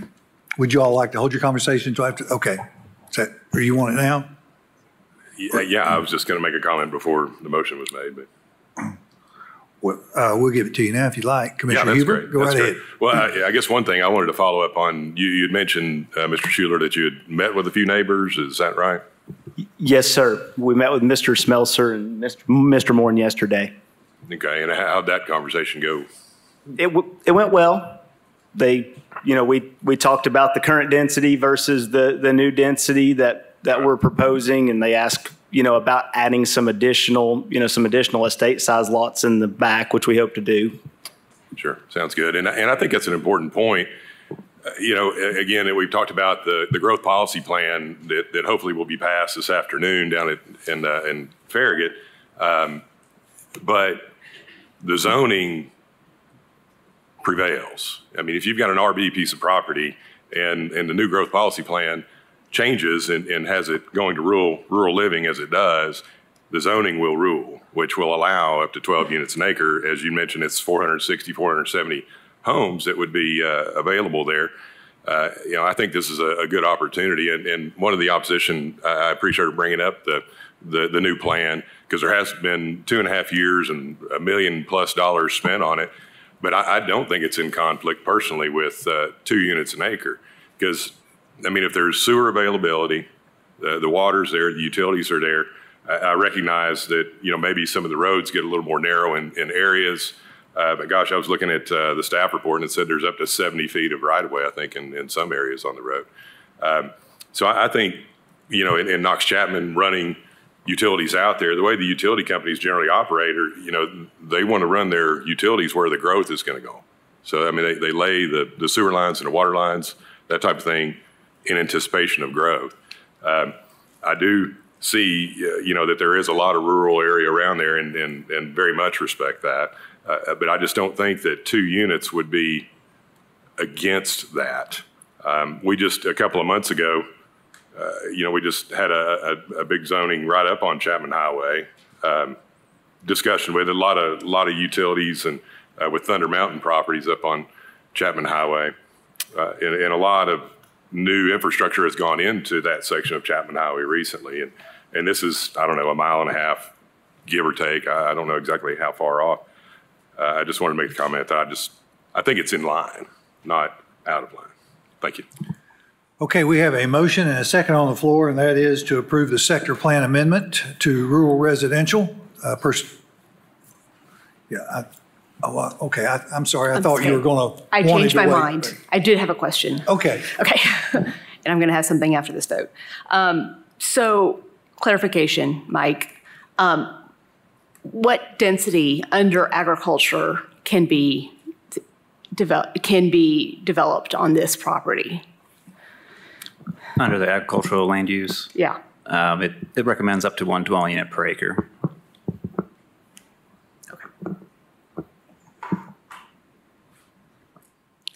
Seeing no other lights, we have a motion and a second before us to approve. All in favor say aye. Any opposed? Motion carries. On to the second recommendation. Commissioner Midas. Okay, thank you. So I do know this property. I know this street very well. I'm one of those cyclists that likes to ride over this way, and I have actually been chased by a dog on Pickett's Gap numerous times. It's a very dangerous road.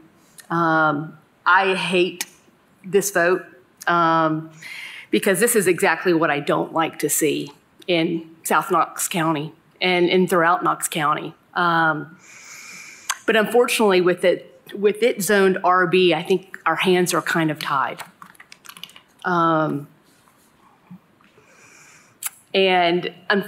at 1 DU, for this property as PR, it's a much better option, unfortunately, than leaving it the way it is right now. And I hate it. It's a really beautiful area over there. So I just want to make those comments. I'm sorry.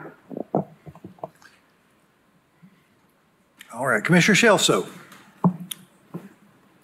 Yeah, I think that the PR, I think the staff recommendation for 1 unit an acre is appropriate. It's essentially a down zone in the number of units that could go there. The requirement and the condition that the delineated portion shall be left undisturbed, I think preserves a lot of what we want to value in South Knoxville along those slopes.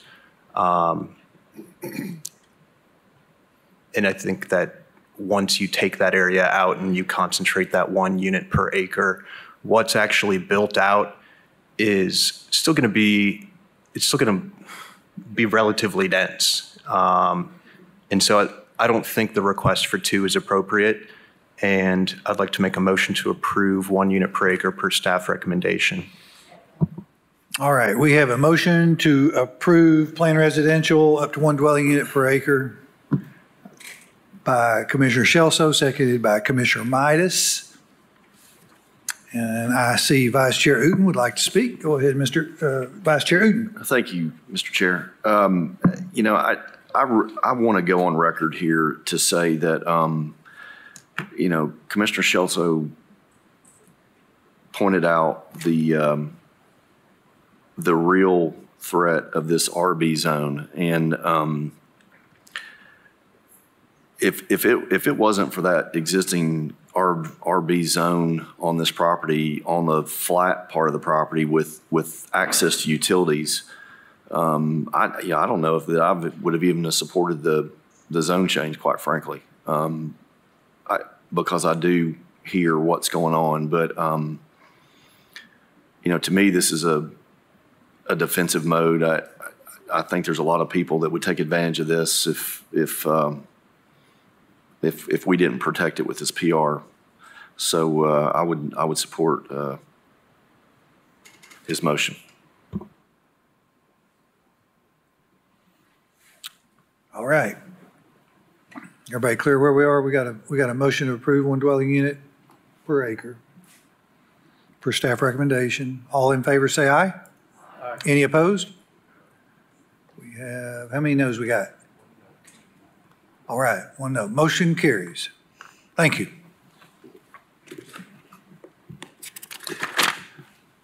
Okay, it's 3:40. Let's take a 10-minute break. I'm sorry. We can't win. Very unpopular. How about I should say a 20-minute break?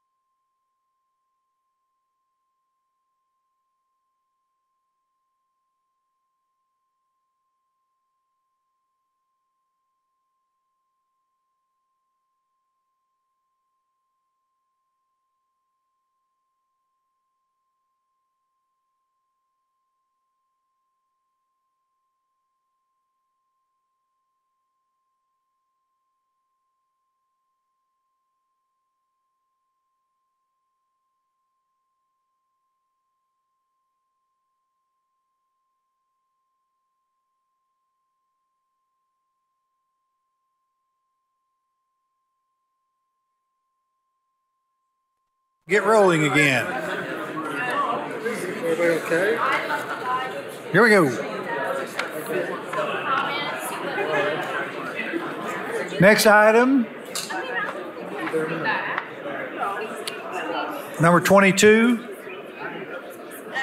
Cardinal Landing subdivision, applicant developers, urban engineering. Location is east side of Bakertown Road, north of Ball Camp Pike. Approximate acreage 9.07. Zoning is planned residential up to 4 dwelling units per acre. Number of lots 41. This will require no variances.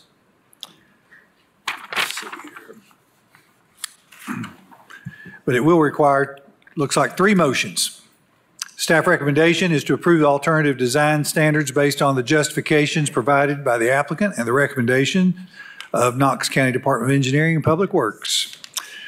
Motion 2 is a concept plan, approve per 6 conditions.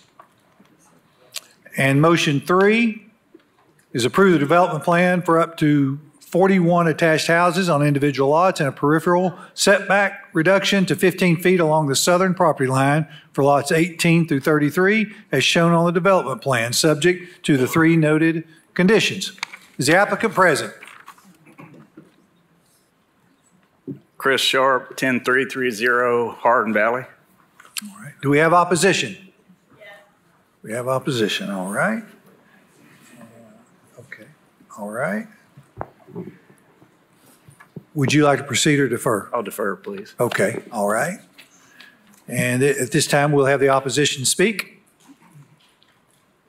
How many of you are signed up to speak? All 3? Okay. Great.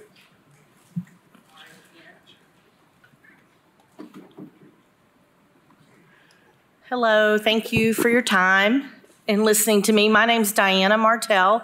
I live at 3224 Truett Path Lane, Knoxville 37931. My opposition to this is not necessarily the development and the building of the homes. I'm opposed to, they want to put a road, Bailey Landing Lane. They want to use a road in our subdivision and connect to this new development. And I'm opposed to that for one thing is I live in a subdivision and I chose to live in a subdivision for the very reason of not having public roads go through there. And we will be abutted against Shod Road, which is definitely a benefit to us, but that is a busy road. So my question is, why are we linking 2 different subdivisions together with the road when they will have access on the other side of Bakertown Road? So I haven't had anyone be able to tell me why we need this road between the 2 different subdivisions, but I'm opposed to having that road. Thank you. Thank you for your comments. Hello, my name is Stephanie Verona. Address is 7707 Mossy Landing Lane. Like she said, I'm also opposed to that road. We picked that subdivision and the lot specifically because it's in the back of the neighborhood. We have a lot of kids that come through that neighborhood. My husband and I ourselves are planning to have kids. It's a very pet-friendly neighborhood, so we're going to be increasing traffic on the proposal. I think it says an additional 480 vehicles coming through. That road is at the back of our subdivision, so they'd be coming in from Ball Camp Pike or Ball Road onto Low Betty through the front of our subdivision, crossing all the way to the back into that new subdivision when they can just enter through their own entrance on Bakertown Road, or if they want to connect in the future to the new Shot Road, they can do that. Low Betty Road is also in no condition to be having an extra 488 vehicles crossing through a day. The one side of Low Betty Road is really just a one-way pass where only 1 car can fit through at a time. And that in itself already is dangerous for just the people living in that subdivision. Thank you. Go ahead. Okay, is that all the opposition? Okay, that wants to speak. Okay, Mr. Sharp?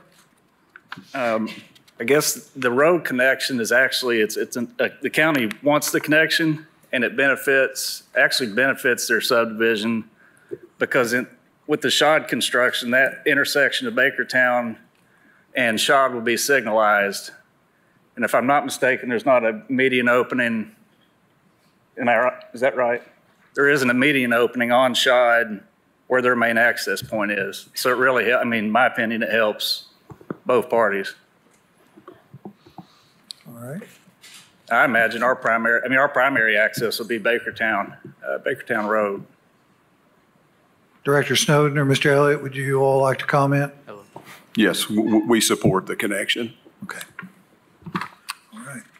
Mr. Chair. Yes, sir. I'd like to make a motion that we approve the alternate design standards based on the justifications provided by the applicant and the recommendation of Knox County Engineer and Public Works. Second. All right. We have a motion to approve the alternative design standards based on the justifications provided by the applicant and the recommendations of Knox County Department of Engineering and Public Works, seconded by Commissioner Higgins. First motion by Vice Chair Uten. Seeing no lights, all in favor say aye. Aye. Any opposed? Motion carries. Mr. Chair, based on the comments by Knox County Engineering and Public Works about the connection that the residents are complaining about, I would be too, but it sounds to me like this applicant didn't have a choice in the matter and they're deferring to Engineering and Public Works. So based on those comments, I'm going to recommend that we approve the concept plan subject to the 6 conditions. Got a motion by Vice Chair Uten to approve the concept plan subject to the noted 6 conditions, seconded by Commissioner Barger. All in favor say aye. Aye. Any opposed? Motion carries. I'd like to make a motion that we approve the development plan for up to 41 attached houses on the individual lots, peripheral setback reduction 15 feet along the southern property lines on the development plan subject to the 3 conditions. All right, we've got a motion to approve the development plan for up to 41 attached houses on individual lots and a peripheral setback reduction of 15 feet along the southern property line for lots 18 and 33, as shown on the development plan, subject to the 3 noted conditions, and that was made by Vice Chair Uten and seconded by Commissioner Barger.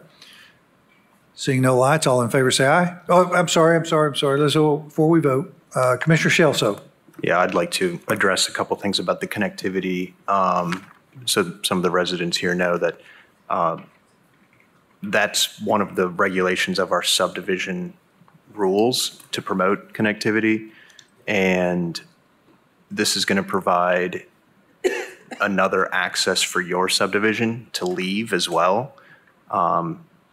So it kind of goes both ways. And there are sidewalks planned, so you'll have access to be able to walk more than just your immediate neighborhood as well. And I think once the other phase is also completed, you'll maybe see that there's a benefit to having an entire cohesive neighborhood than 3 separate subdivisions. So that's why I support it. Okay, thank you. All right, we have a motion number 3, which is the development plan and setback reduction. All in favor say aye. Aye. Any opposed? Motion carries. Thank you.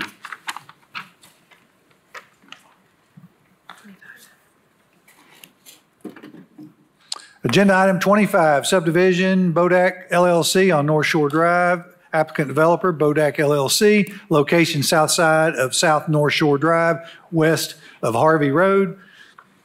Approximate acreage, 4.68. Zoning is planned residential up to 3 dwelling units per acre.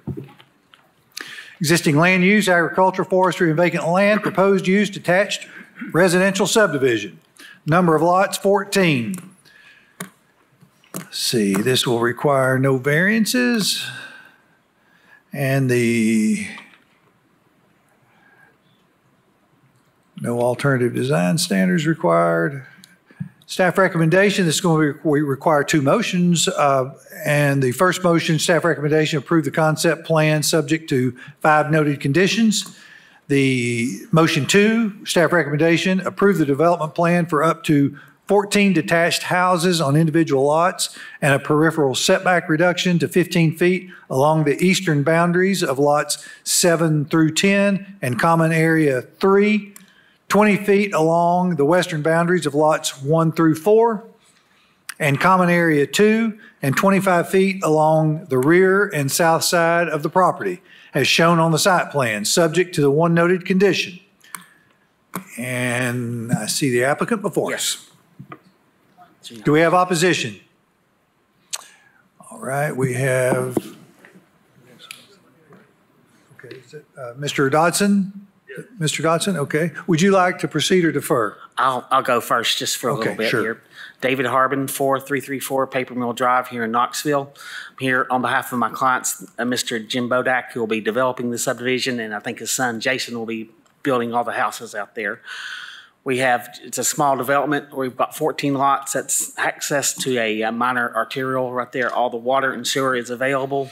So we're in agreement with all the conditions of the staff. So we just urge your approval of the application. Thank you.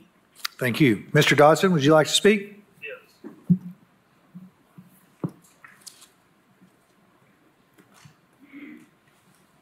Good afternoon. My name is Randall Dodson. Been a resident of the state for 42 years. Last 20 years, spent my time in the United States Army defending y'all's freedom. We finally found our forever home.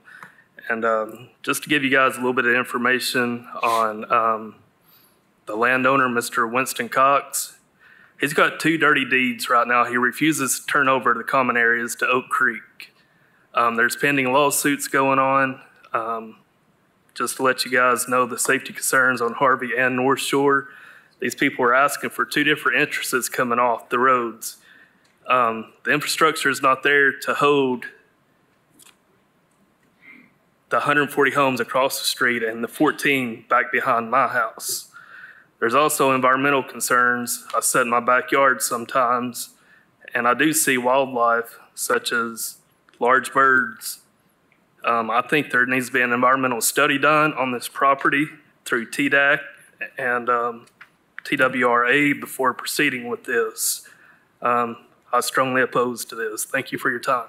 Thank you for your comments. All the utilities are there, like we said before, so the water and sewer are there. There is a stream going through the site. Our plan does acknowledge that, and we do have this appropriate stream buffers that TDEC would require. So with that, we would urge your approval on this project. Thank you. All right, thank you. Commission? Mr. Chair, I'd like to make a motion we approve the concept plan subject to the 5 conditions. We've got a motion by Vice Chair Uden, seconded by Commissioner Huber to approve the concept plan subject to the 5 noted conditions. I see no lights. All in favor say aye. Any opposed? Motion carries. I'd like to make a motion we approve the development plan for up to 14 detached houses on individual lots and a peripheral setback reduction to 15 feet on the eastern boundary as shown, subject to the 1 condition. Second. All right, we have a motion related to the development plan setback reductions by Vice Chair Uden, seconded by Commissioner Huber. Seeing no lights, all in favor say aye. Aye. Any opposed? Motion carries.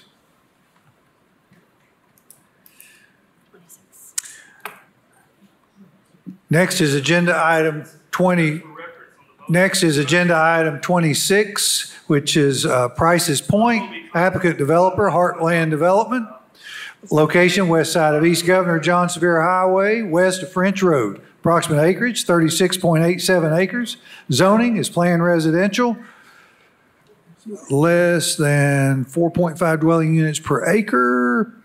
And planned residential, is that less than 3.9 dwelling units per acre? Am I reading that right, Director Brooks? Existing land use, agriculture, forestry, vacant land, and water. Proposed use, detached residential subdivision. Number of lots, 145. Looks like the applicant is seeking 3 subdivision variances, as well as 4 alternative design standard approvals. And this will require 6 motions. Motion 1 is variance number 1. Approve the requested variance to reduce the minimum broken back curve tangent on Road C. And you can follow the following as it is in the notes. Motion 2 is variance 2. Approve the requested variance to reduce the minimum broken back curve tangent on Road D. And you can read the rest. Motion 3 is variance 3. which is related to reduce the minimum intersection spacing along East Governor Johnsonville Highway. And motion 4 is approve alternative design standards based on justifications provided by the applicant and the recommendation of Knox County Department of Engineering and Public Works. Motion 5, approve the concept plan subject to the 13 noted conditions. And motion 6 is to approve the development plan for up to 145 detached houses on individual lots subject to one condition. Is the applicant present? Yes. Greg Presnell, LJ Engineering, representing Heartland Development, 265 Brookview Center Way, Knoxville, Tennessee. Do we have opposition? All right. Mr. Roten, you are signed up. Would you like to speak? Or well, let me ask first the applicant, would you like to proceed or defer? Defer. Okay.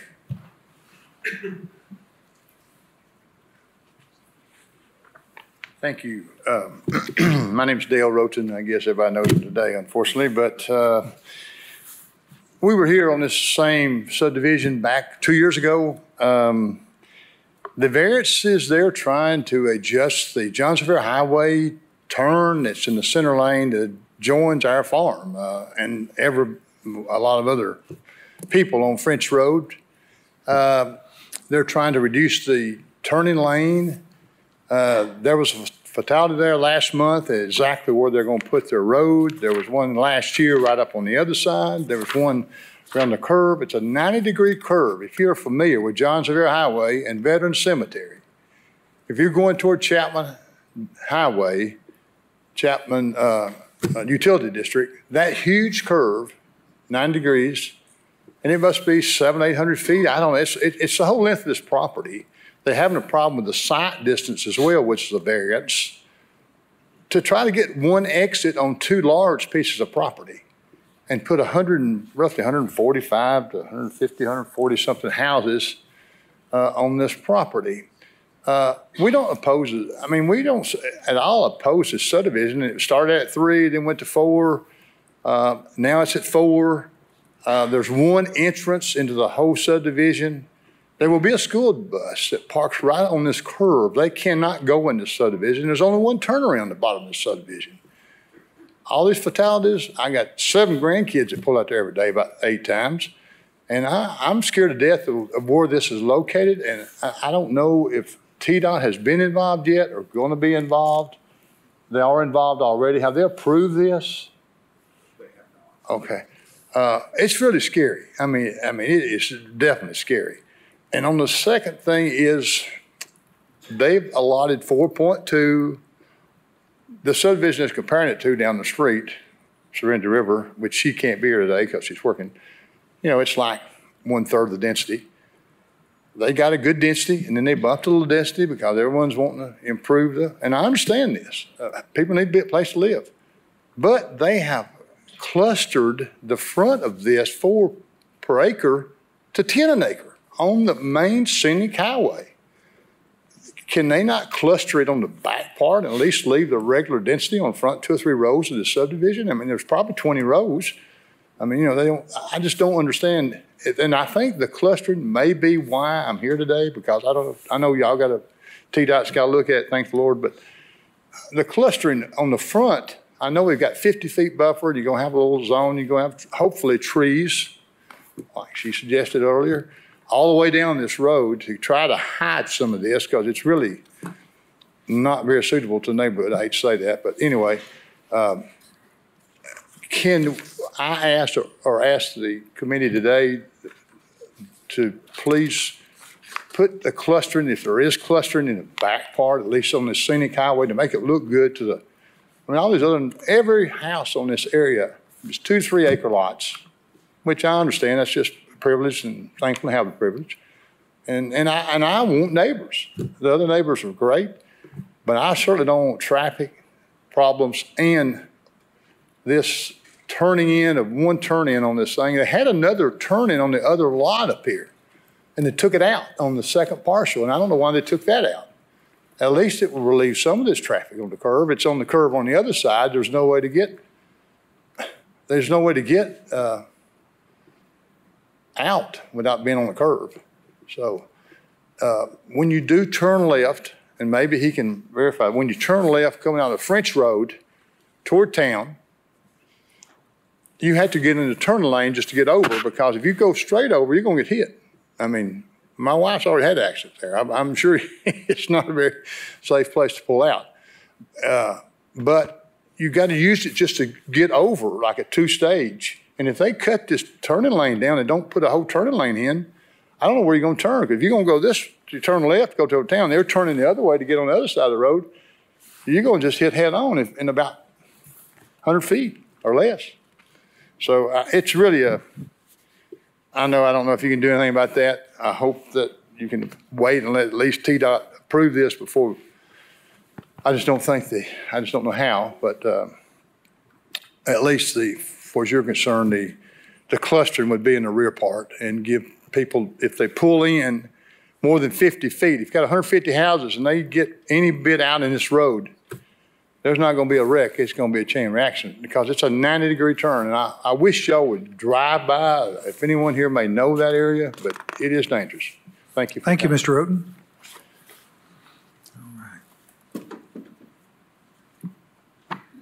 Is this yours, sir?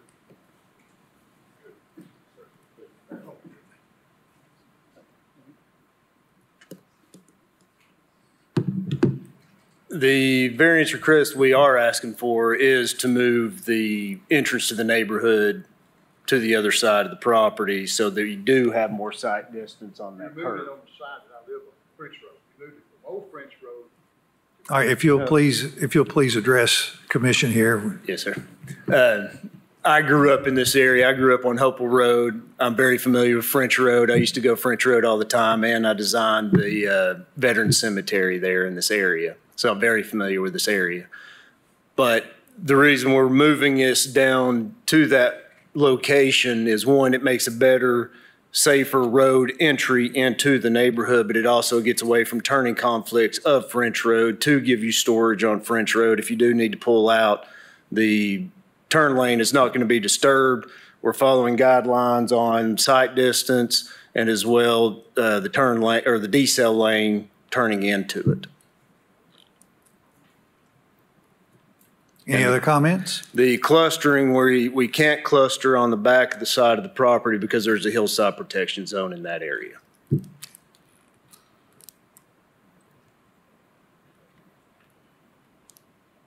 And we recommend for approval. Thank you. Commission? I have a quick question.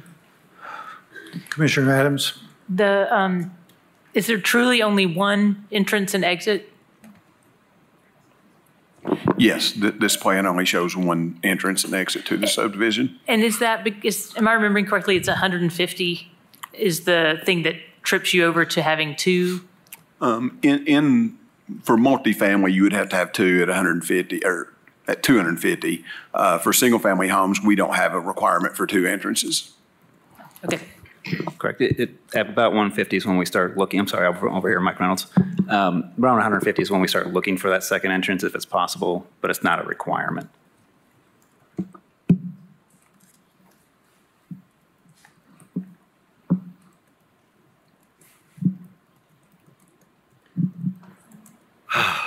Chair will entertain anything. You know, we're volunteer people here, and as long as this recommendation is going to be, I don't even know, I need to get paid to do this.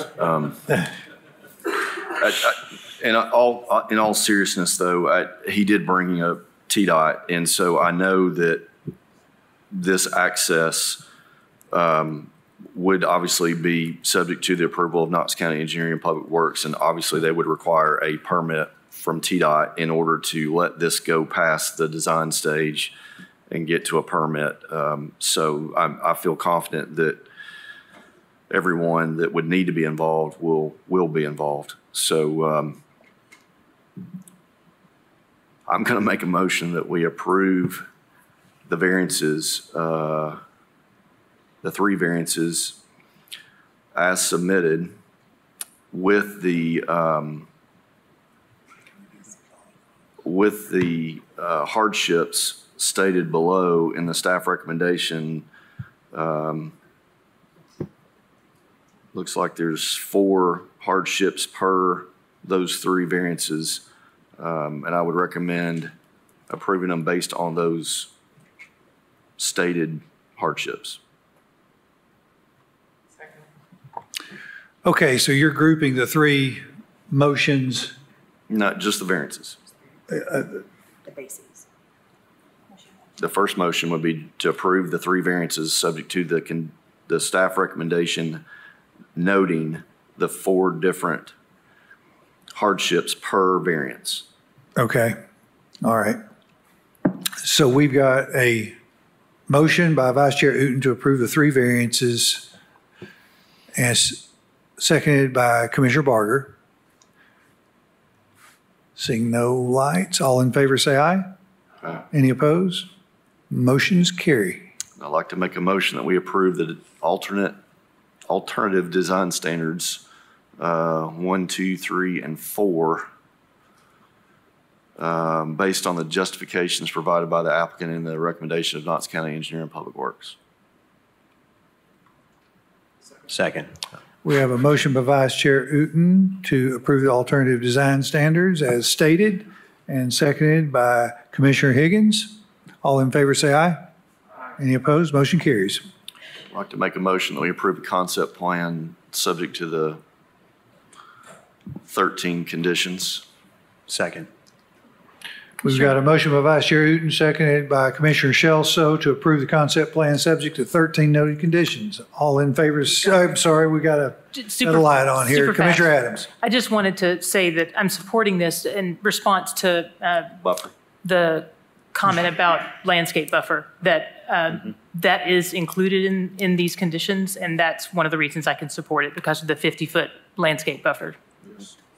Okay, so all in favor say aye. Aye. Any opposed? Motion carries. Thank you. Now, I'd like to make one more motion here. I'd like to make a motion that we approve the development plan for up to 145 detached houses on the individual lots, subject to that one condition.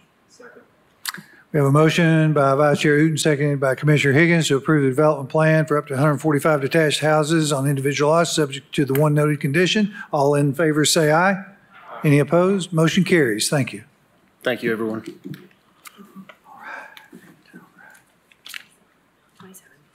Next is item 27, Ron Lennox, location west side of Harris Road, north of Parker Drive, 15.42 acres. Zoning is PC with conditions. Existing land use, agricultural, forestry, vacant land. Proposed use, office and warehouse space. Staff recommendation is to approve the development plan for office and warehouse use in the PC zone, subject to the 6 noted conditions.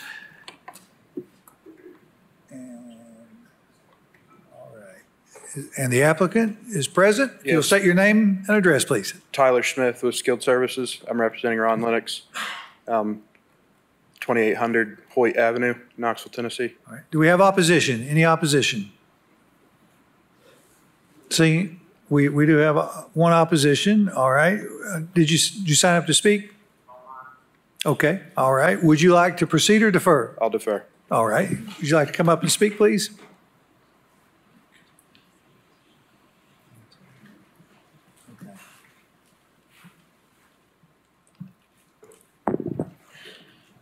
Hello, my name is Jeff Ellison. I live at 1713 Harris Road, which is next door to where they're doing this building. Since they built the lot up next to our property, it has flooded 4 times. It flooded the house basement in December, and as I was sitting here today, my renter called and said that the yard was flooded again from the runoff of this property. And I'm not against, the building part of it. I just want this problem addressed and fixed before they go any further. And that's all I have to say. Thank you for your comments.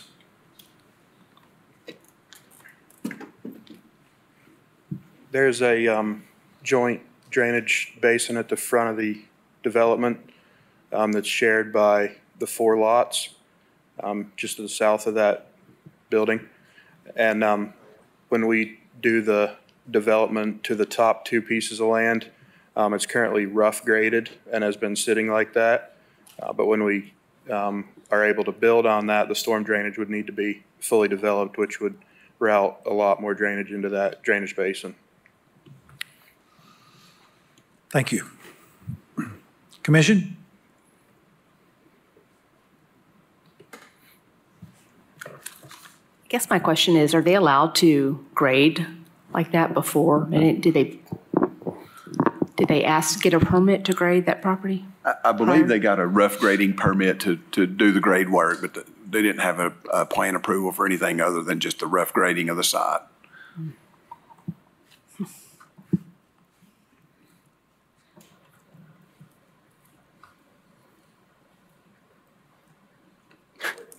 Motion's here today. Chair, because there's so many conditions here with respect to landscaping and site lighting, and this is a plain commercial zone that requires a lot of extra conditions. Sounds like it's all covered here, so I'm gonna make a motion that we approve the development plan for the office and warehouse use in the PC/K zone, subject to those 6 conditions. Second. Okay, we've got a motion to approve the development plan for office warehouse and PC zone, subject to the 6 noted conditions by Vice Chair Uten, seconded by Commissioner Huber. And Commissioner Huber, do you have your light on? Do you like to speak? Other than, yeah, I'm with Commissioner Uten. I mean, in plain commercial, there's so many things that have to go through. And I can tell you from being in the development and having a rough grading permit and moving to a final grading plan, it's a completely different scenario. So I think that with Knox County's oversight, I think it should solve the flooding problems. All right, so we have a motion and a second. All in favor say aye. Any opposed? Motion carries. Thank you.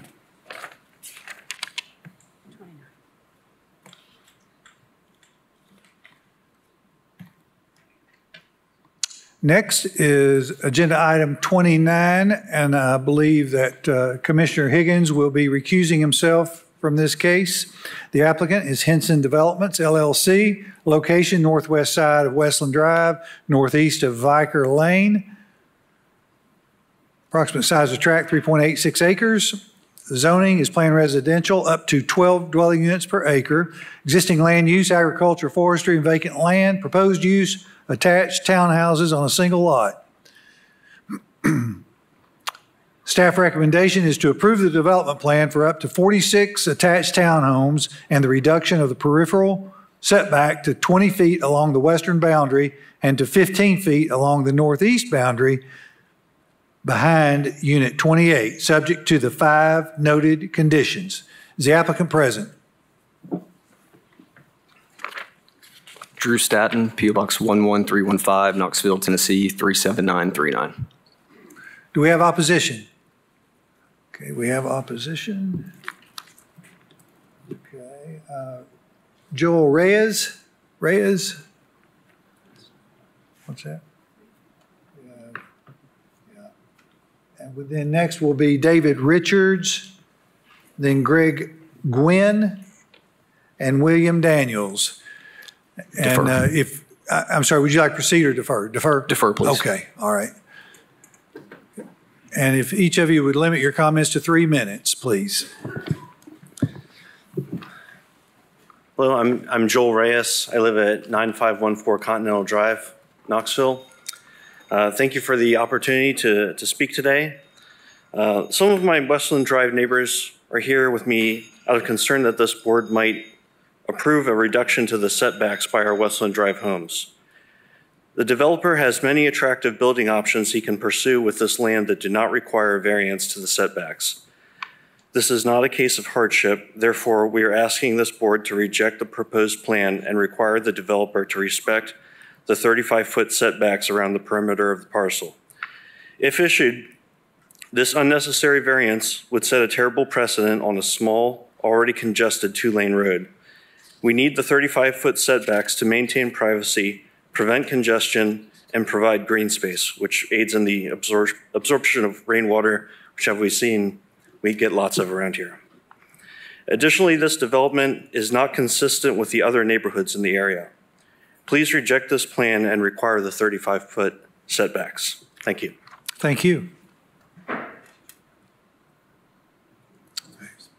Mr. David Richards?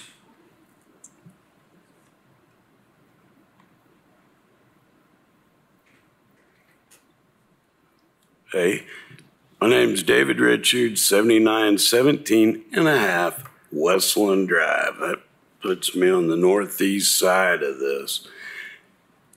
You know, 15 feet, that's the little access road is already torn up from like where they're looking at the property, they're doing preliminary clearing.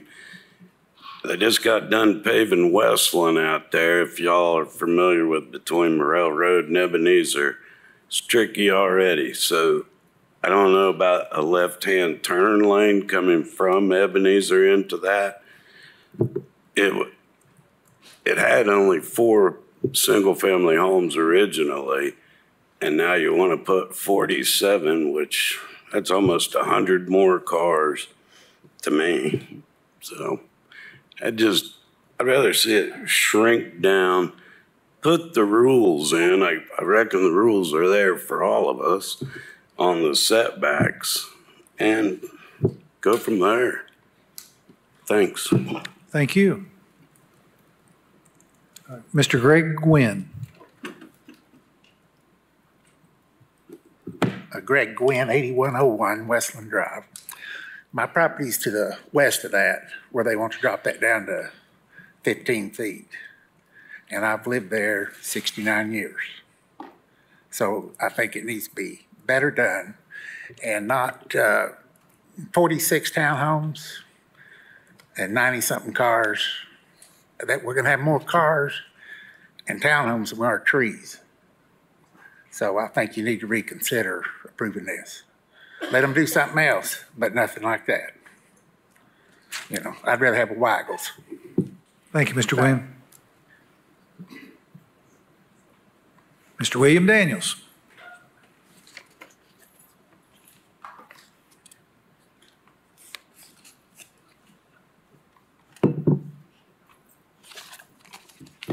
My name is William Daniels, address 1677 Botsford Drive, Knoxville 37922. For those of you who, I know a bunch of you on here, but I used to be a county commissioner and I was chairman of the Board of Zoning Appeals for 7 to 8 years. And one of the things that I did as a BZA chairman was to remove builders, developers from going and replatting entire subdivisions, one lot at a time, because obviously it caused a cramming in of space. And I'm a contractor, so I'm for development. John's worked with me before when I was on county commission as well on Board of Zoning Appeals. But the thing that I'm here to speak about, that first of all, the Hensons are wonderful people. We go to church together. We've been in Bible studies together. So I love them to death. And I really, at the time when I heard about the setbacks being changed, and I was like, you know, one of the things I tried desperately to do when I was on commission and on BZA was to make sure that we weren't changing setbacks. Now, obviously, this project, I believe, has already been approved. Mike and I have talked about it as far as, you know, this stuff. But I really don't want to see going forward us to change setbacks. Setbacks are there to protect the people that live around a piece of property that's going to be developed. So obviously, I don't think there's anybody in here that owns a home that would want that setback being crossed. Because once it does, when you buy your property, a lot of us, that's the biggest investment we make. I know I've got a boatload of money in my property, in my home. And I'm fortunate I live in the middle of 7 acres in a subdivision. But I don't have people that are, you know, encroaching on that. So I really want us as a community to stand up and say, you know, just like when I drive down the interstate, I see stuff that just sickens me. When I go through Hardin Valley, and I call Hardin Valley Row House Ridge, because it looks like New York City. And I spent 6 weeks up there after the hurricane helping out. And it makes me sick to see what we've done with this beautiful land. And like I said, I'm for development, but I'm for reasonable development. And in this particular case, I don't have a dog in the fight. But like I said, going forward, I think that if we can, and whoever I need to talk to, trust me, I'll be more than happy to talk to him. Tim knows me. He knows that I'll be more than happy to go talk to whoever. But I think it makes it really tough on people who already live here and have lived here for a long time. Katie, you said that your whole family going back has lived here. Mr. Daniels, if you'll wrap up, please. Okay. Well, and I just thank you all for your time. Thank you for your service. I know this isn't easy. When I was a commissioner, we had meetings that sometimes would go to midnight. So from 2 a.m. or 2 p.m. So thank you all so much for your service. Appreciate the time. Thank you. Hey there. Appreciate the opposition taking the time to come voice their concerns. Do want to clarify this was approved, I guess, at the last meeting on consent at 46 units. And so it's a pretty similar outline, if you will. And so the 15-foot, let's see. So the 15-foot variance we're requesting, I believe that was actually approved at last month's as well. And to the western side, we've actually agreed to install the Type C screening, which we had not agreed to before. So due to those reasons, we just respectfully request the approval per staff recommendation. Thank you. Commission? I'm sorry?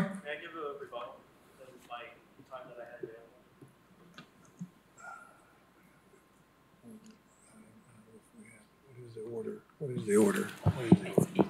Okay, yeah. You may, but please be brief.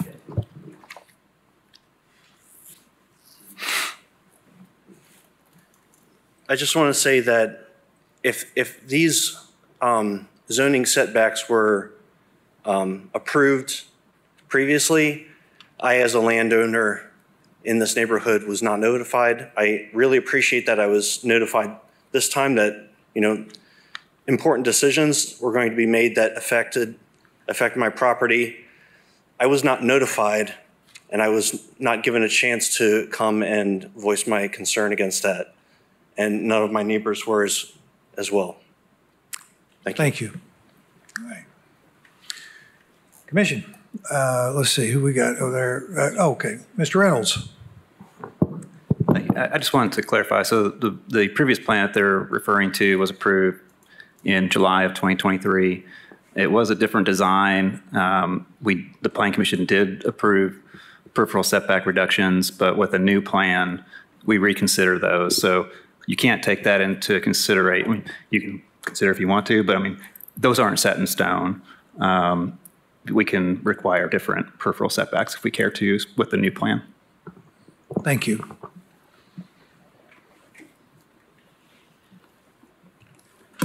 Commissioner Adams. Can you speak, Mike, to the setbacks that you have outlined here? And obviously, we've heard from lots of neighbors saying that's really their primary issue. So, is this, and we've also heard the comment that it's not a hardship, which is how you might often see those coming through. Sure. So they're referring to the peripheral setback, which is 35 feet.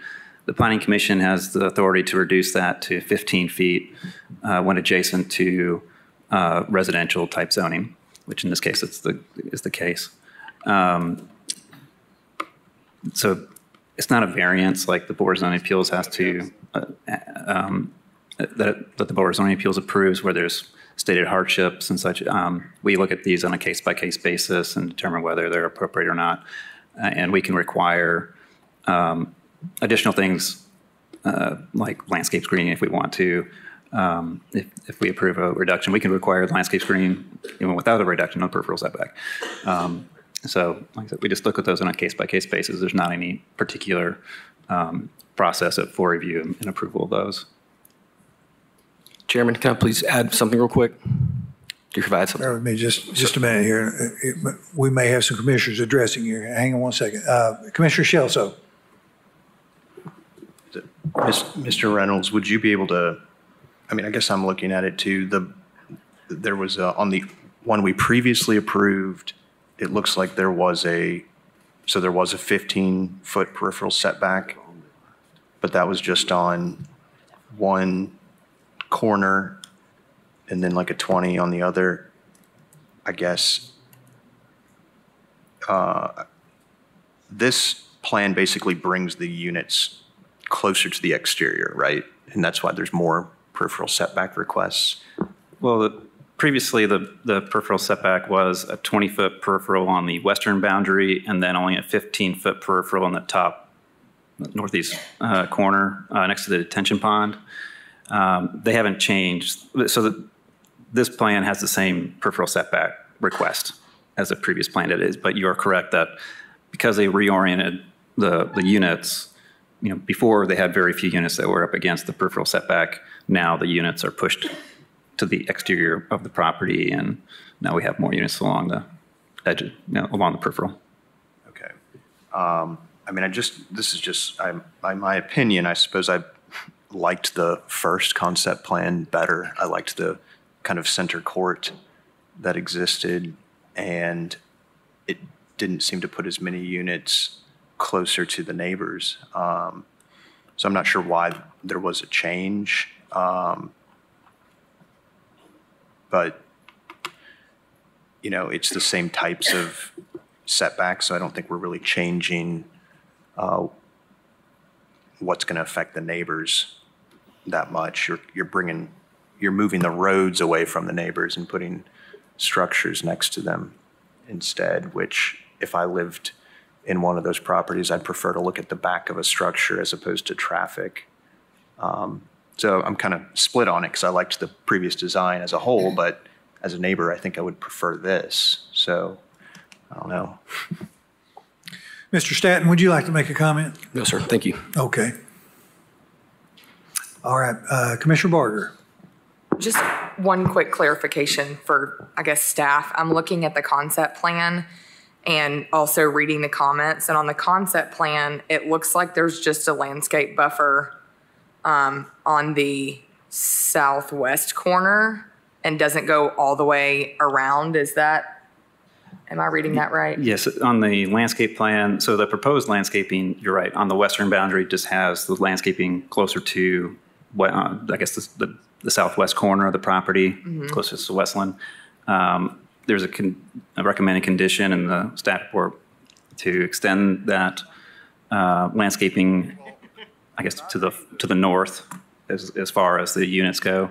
Now, that is, the recommendation is a type C landscape screen, so that's it won't create a solid screen of landscaping. It's supposed to be like a filtered view. So if the commission felt a more complete screening is appropriate, then a type B landscape would be more appropriate. Okay, thank you. I appreciate that. Vice Chair Hooten. Thank you, Mr. Chair. The staff has been the one that's worked with this developer on an old plan and a new plan, and the staff would be the one that I would assume would err on the side of caution as it relates to a landscape screen. And I'm a little bit like Commissioner Shelso, where, the old, it was a cool layout, but the old road and all the traffic and the lights of the cars and all that sort of thing, being on the exterior probably is a little more intrusive. So I think staff has probably worked with this enough, and if they're comfortable with it, I think I would be comfortable with it, considering what we've done previously with this piece of property. So I'm going to make the motion that we approve the development plan with the 46 attached townhouses and the reduction of the peripheral setback as shown, subject to the 5 conditions, which would include the extension of the landscape screen as per staff recommendation. We've got a motion by Vice Chair Hooten, seconded by Commissioner Midas, to approve the development plan for up to 46 attached townhomes and the reduction of the peripheral setback per staff recommendation, subject to the 5 noted conditions. Commissioner Barger. Commissioner Hooten, would you consider a friendly addition to that it was a thicker landscape screen?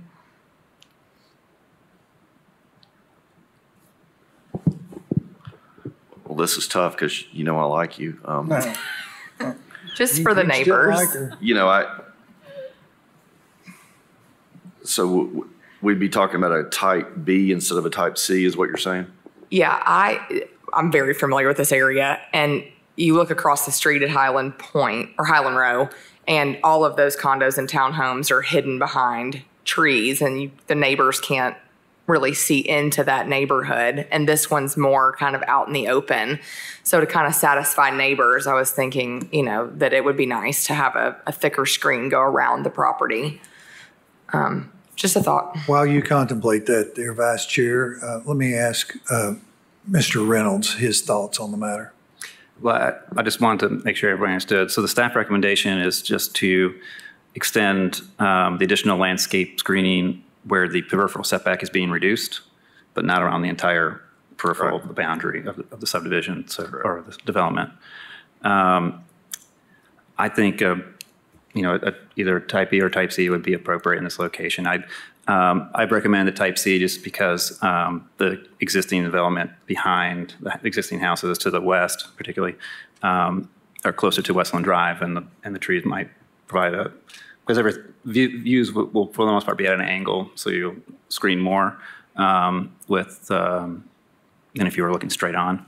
But I think a type B, you're guaranteed to have a better screen in the end with the type B screen. So, sorry, just to clarify, that's a recommendation or a requirement that's currently in there? The staff recommendation is the type C, which is more distributed, so further apart. Okay. Trees be further apart, but not create a complete screen. And that would be for all kind of boundaries where the setback is reduced? Correct. And so that's just on the western boundary, and then just a little bit on the eastern, like the northeast corner. Yeah, kind of right there. Vice Chair Uden? Not that I care, but the applicant, are you amenable to doing the B instead of the C? Can we get a little more information as to what exactly that means? I don't know if that's Mr. Reynolds or. So a type B screen means that evergreen trees are required space so that when they mature, it creates a full visual screen. So you don't see through that landscape screen. A type C screen, they're planted further apart, so they won't grow together completely. There will be some visibility between and through the trees. And just the same peripheral setback area that was discussed per the, yes, agreeable. Okay, so I would make my friendly amendment because I like Nancy a lot. So on the staff recommendation as it relates to number 4, we would replace type C with type B and then make a motion to approve subject to the 5 conditions with that modification. Second. All right. So we have a motion and a second to approve what we had previously discussed or offered with the revision of item number 4, changing the landscaping type from C to B. Everybody clear on that? Seeing no other lights, all in favor say aye. Any opposed? Motion carries. Thank you for your time. All right.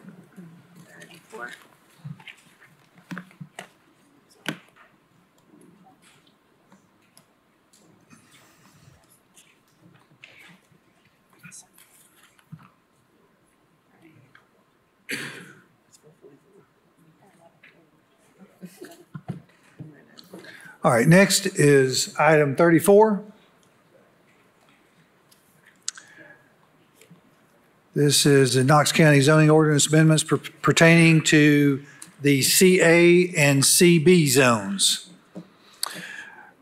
This will require a motion with the staff recommendation being that the approval of the proposed amendments to the Knox County Zoning Code Article 5, Sections 5.31 and 5.32, CA General Commercial and CB Business and Manufacturing Zones, respectively, adding clinics, medical offices, dental offices, and other medical uses of a similar nature and size, and multi-dwelling developments and structures with a density of up to 12 dwelling units per acre as a permitted use, and multi-dwelling developments and structures with a density above 12 dwelling units per acre as uses permitted on review, and amendments to Article 2.2 definitions, specific terms, to add a definition for upper level dwellings.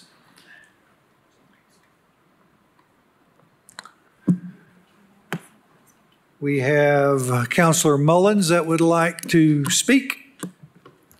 Yes, thank you. Ben Mullins, 550 West Main Street, law firm of Francis McConnell and Seymour. I'm speaking in favor of this ordinance amendment. I know it's been a long afternoon. I'll make my comments very, very brief. Between Tuesday and today, there were some tweaks to the language, and I want to just draw that to everybody's attention. I think those tweaks were really just to clarify the intent and make it a little more clear as to what is being proposed, and I think those are good changes to the ordinance amendment proposal.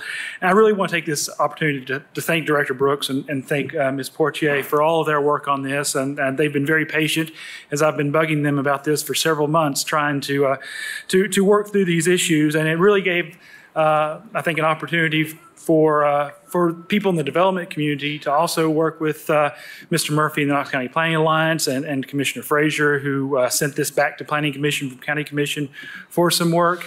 And we really got together, and I think we did a pretty good job kind of balancing different interests to come up with what we've proposed here, and that will encourage and allow multifamily development in the CA and the CB zones, but still protect against overdevelopment in the rural areas, the way we've structured what kind of density could be allowed based upon the growth policy plan. So we think this is a wonderful change, and it's a great place to start as we move forward and trying to make the changes to our zoning ordinance overall as we move forward in the future. So really appreciate this opportunity and ask that you approve it as has been proposed. Thank you. Thank you. Commission?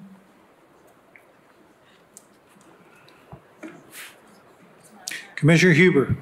Oh, wait, we may have some folks signed up to speak here. I signed up when I arrived today. Okay. For this item. I'll make it really brief. I'm Dell Akins. I reside at 12624 Barnstable Lane. I have a 3.7 acre parcel of property in West Knoxville that I want to develop into affordable housing. It is Zone CA. Try to speak as loudly as you can over the rain, if you will. Yeah, the rain's getting us. It's Zone CA. I have residential on all sides. I don't want to de-zone on the property, and I like to build some affordable housing on this CA zone property. So if you're looking for a test case where this matters, I actually have a test case that this would be applicable to. Okay, thank you. Commissioner Huber. Yeah, as I had mentioned during the pre-agenda, I have had interaction with some landowners at times that have been reluctant to allow a developer to come in and build multifamily in their CA or CB zone property from the fear of it would have to be downzoned. And once it was downzoned, they would always give up their opportunity to be commercial, even though it would be a perfect location for multifamily. So I think that to echo attorney about all the work that's gone into it with Commissioner Frazier and Kent, Kevin Murphy and everybody. With that said, I'd like to go ahead and make a motion to approve staff recommendation of the proposed amendments to the Knox County Zoning Code, Article 5, Sections 5.31 and 5.32 CA General Commercial and CB Business and Manufacturing Zones, respectively, adding clinics, medical offices, dental offices, and other medical uses of similar use and nature, size, and multi-dwelling development structures with a density of up to 12 dwelling units per acre as a permitted use, and multi-dwelling developments and structures with a density above 12 dwelling units as a use permitted on review, and amendments to Article 2.2 definitions, specific terms to add a definition for upper level dwellings. We've got a motion by Commissioner Huber, seconded by Commissioner Barger to approve per staff recommendation. Commissioner Shelso. I should have talked about this on Tuesday, but does this in any way affect planned commercial? So residential use is not still going to be permitted in planned commercial still, or is it allowed? It is not. We've not been allowing that currently. So this is only for the CA and CB zones. Right. Okay. I guess I have trouble. I wish we had a use matrix for the county. It would be easier, but I think that's something we should consider in the future. Yeah.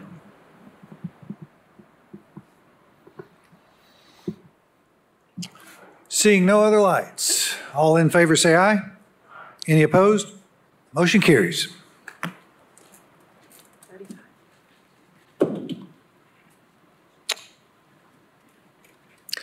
Item 35, related to the nominating committee for the officers for 2024-2025 term at the May 9, 2024 Planning Commission meeting.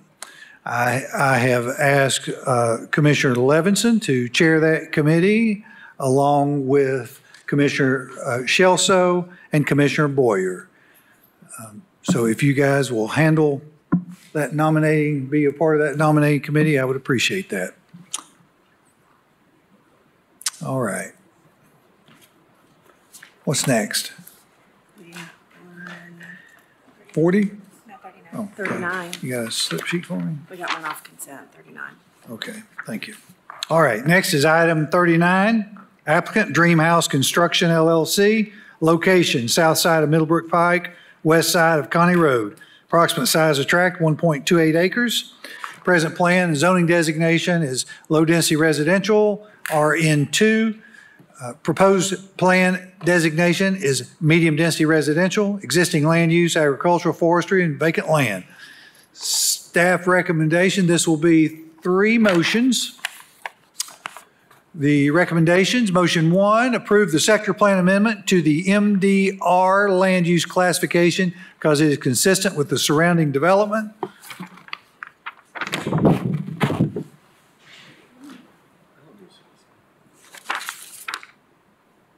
Am I missing a page?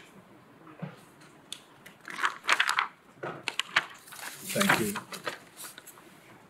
All right, here we go. Motion 2.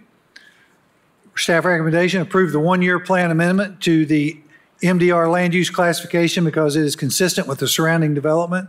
And motion 3, staff recommendation, approve RN4 general residential neighborhood district because it is consistent with the surrounding development and recommended land use classification.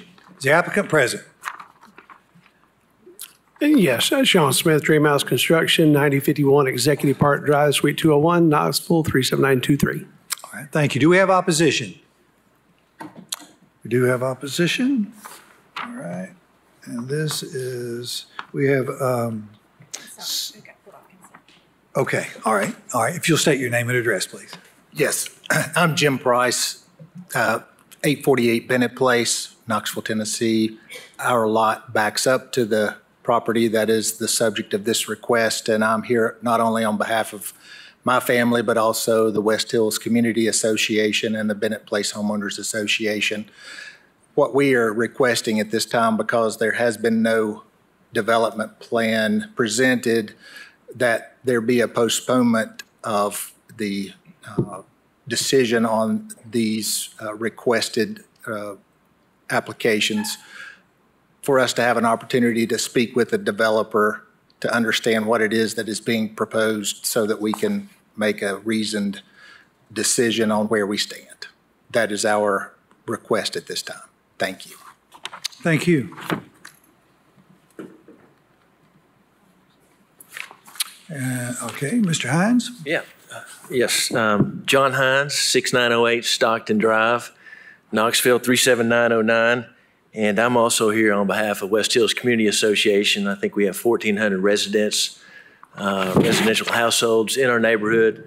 And this is a piece of, it falls within those boundaries, and we want to learn a little bit more about it also. So we just respectfully request a 30 or 60-day postponement just so we can gather the neighbors and gather more information so we can make an informed decision.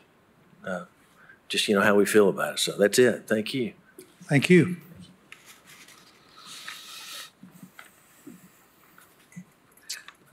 I can answer any questions that your concerns that you may have regarding the development. Okay. All right. You want to make any comments? No comments, just response. Okay. All right. Commission? I'll ask a question. Sure. Have you reached out to the neighborhood at all that abut this? I have spoke to a couple of the neighbors. But I mean, just in terms of, since that seems like they just are curious about what's going on, there hasn't been like a formal meeting or anything like that? Well, no, one of them is Jim that just spoke. Okay.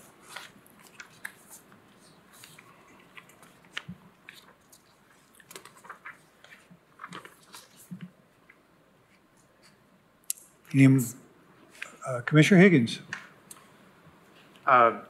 This is on a major roadway, and I think that it really doesn't make sense for it to be a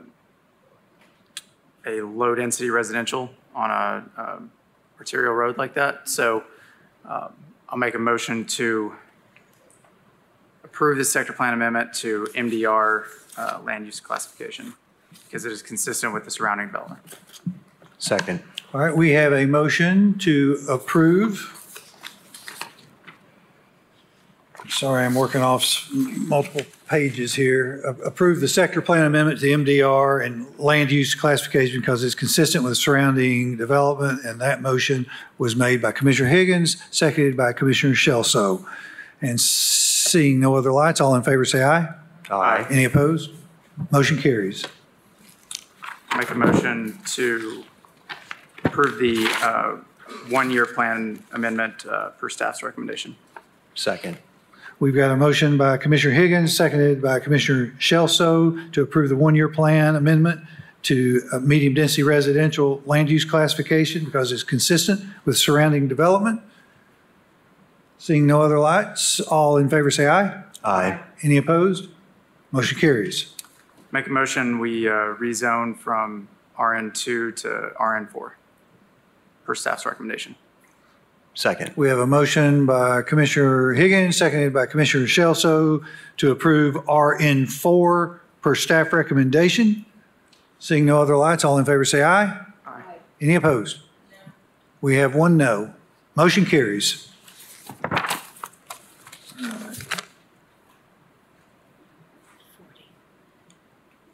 All right. On to item 40, the applicant Dream House Construction LLC, location north and east sides of Henson Road, northeast of Mid Park Road. Tract information, 4.65 acres. Present plan designation and zoning, low density residential, hillside protection, general agricultural, and hillside protection overlay. Proposed plan designation and zoning, medium density residential, hillside protection, general residential neighborhood, and hillside protection overlay.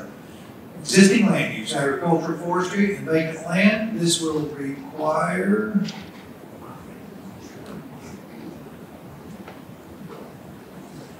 bear with me one moment here.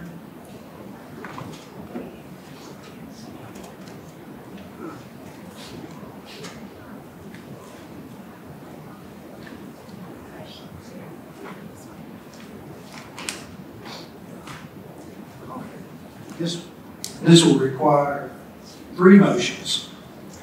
Staff recommendation on motion 1, approve the sector plan amendment to the medium density residential land use classification because it is consistent with the surrounding development and the hillside protection designation would be retained. The second motion of staff recommendation would be approve the 1-year plan amendment to the medium density residential classification because it is consistent with the surrounding development. The hillside protection designation would be retained. And the third motion and staff recommendation is approve RN3 because it is consistent with the recommended land use classification and surrounding development. Hillside protection overlay would be retained. Applicant present. Yes, Sean Smith, Dream House Construction, 9051 Executive Park Drive, Suite 201, Knoxville 37923. Thank you. We have opposition. We have opposition. Would you like to proceed or defer? Okay, all right. You may proceed. My name is Stephanie Newman. I live at 623 Mulberry Street in Loudon, Tennessee, 37774. I am the HOA board president for Avery Woods subdivision, which is the subdivision to the north behind this property, a subdivision of 50 homes. We have a representation of 5 people here today that are affected by those 8 units that actually butt up the closest to that property.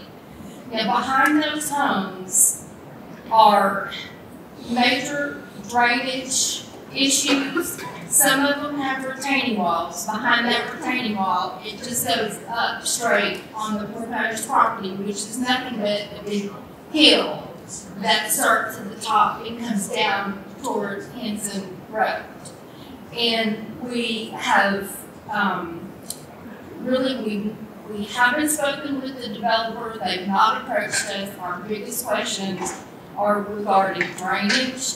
Those, specific properties, the homeowners are afraid that from construction, with the stormwater and all that, the retaining walls are going to buckle and they're going to have to be rebuilt. They already have those issues that have been playing for years.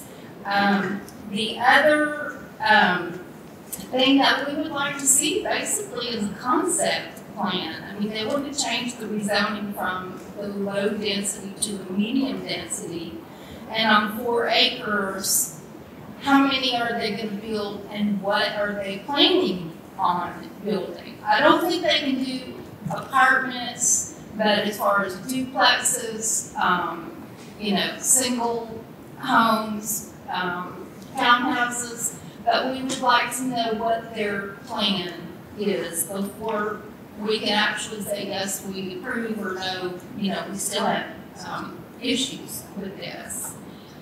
I think some of the other issues that they have are like what's going to happen is they're going to be allowed to disturb like 60% of the trees that are on this property, and with the drainage that we already have, what's going to happen when that happens? Is there going to be a buffer, on that piece of property that butts up to our homes? Are they going to leave the trees up there? Are they going to put a fence? What are they going to do to protect the properties below that? Noise, privacy, excess traffic, whether anybody believes it or not, that Henson Road from Middlebrook Pike, Mid-Park, Henson to Matlock up to Oakridge Highway is the third cut through between those 2 major roads. And the traffic is terrible. And it's windy and it's curvy. I mean, we don't even make the snow removal list. So don't even think about, going on that road. So basically, those are the questions, that we have. We don't, are they planning on finishing this within a year? Do they want their entrance to be right above ours on Henson Road? Or are they going to go up Henson Road on the hill? We just have questions. And basically, nobody has contacted us from the construction company, the developer. Thank you. Thank you.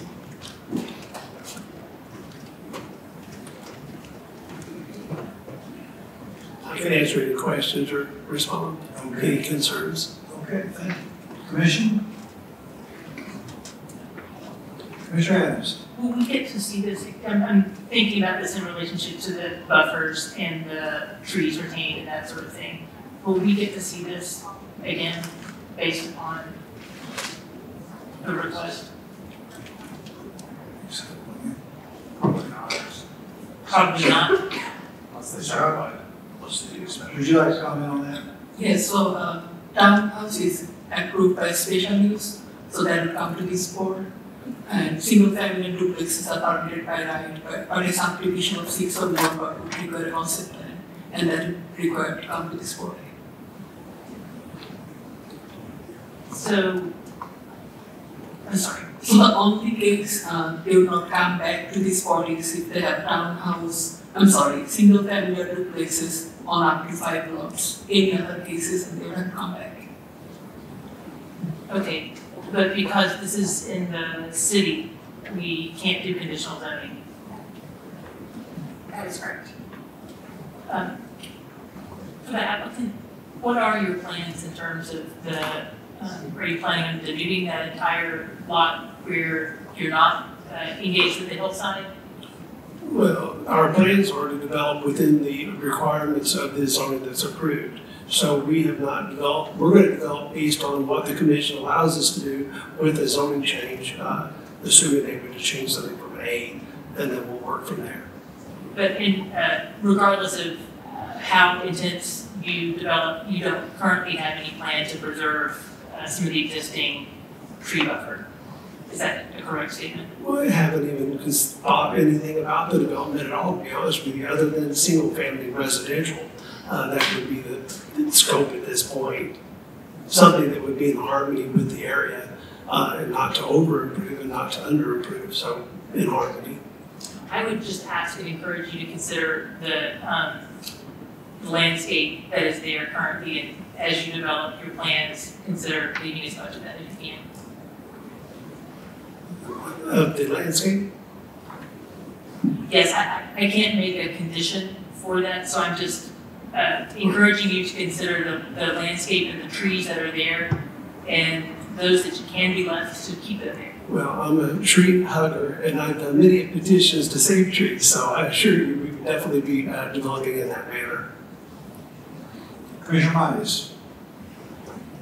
Yeah, hi. I just was going to say, assume this is, if it is rezoned, would you be willing to meet with the neighbors of our Woods once you do have a plan prior to coming back here for any kind of special use approval? If that's something that we would need to do, we certainly could. We would encourage it. Sure, we could certainly do that. Okay, that'd be great. Commissioner Higgins. So I think with the concerns that were brought up with, there's a concern related to runoff, and that's going to get handled with city engineering. This site is completely in hillside protection, so I do think that it would be very likely that they will go over the thresholds that will lead to them coming back here, at least for that. And also, I think that if you look at the adjacent subdivision, Embry Wood, it is also R3, and I think this would probably be very similar even if it was built out as townhouses. So with that, I'll make a motion to approve the Northwest City Sector Plan from LDR and hillside protection to NDR and hillside protection. Second. Okay, we have a motion by Commissioner Higgins, seconded by Commissioner Shelso to approve the second plan amendment to NDR per staff recommendation. Any other lines here? Seeing none, all in favor say aye. Aye. Any opposed? Motion carries. Make a motion to amend the one-year plan from LDR and hillside protection to NDR and hillside protection. So that's our recommendation. Second. Okay, we have a motion by Commissioner Higgins, seconded by Commissioner Shelso to approve the one-year plan amendment to the MDR classification for staff recommendation, along with the hillside protection designation being retained. Seeing no lights, all in favor say aye. Aye. Any opposed? Motion carries. I'll make a motion to rezone from AG and hillside protection to RM3 and hillside protection for staff's recommendation. Second. We have a motion by Commissioner Higgins, seconded by Commissioner Shelso to approve the RN3 per staff recommendation, and the hillside protection be retained. Seeing no other lights, all in favor say aye. Aye. Any opposed? Motion carries. Thank you, Commissioners.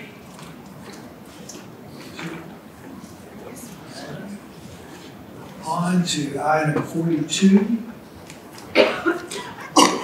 Applicant Homestead Land Holdings, location south side of Middlebrook Pike, east side of Broom Road, 2.88 acres. Present plan and zone designation, low density residential, RN2.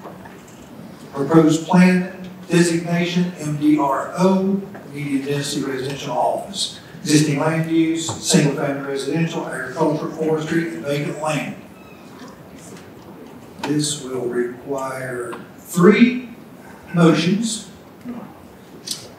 First recommendation for motion 1 would be to approve the sector plan amendment to MDRO land use classification because it's consistent with the surrounding development. Motion 2, the recommendation is to approve the 1-year plan amendment to the MDRO land use classification because it's consistent with surrounding development.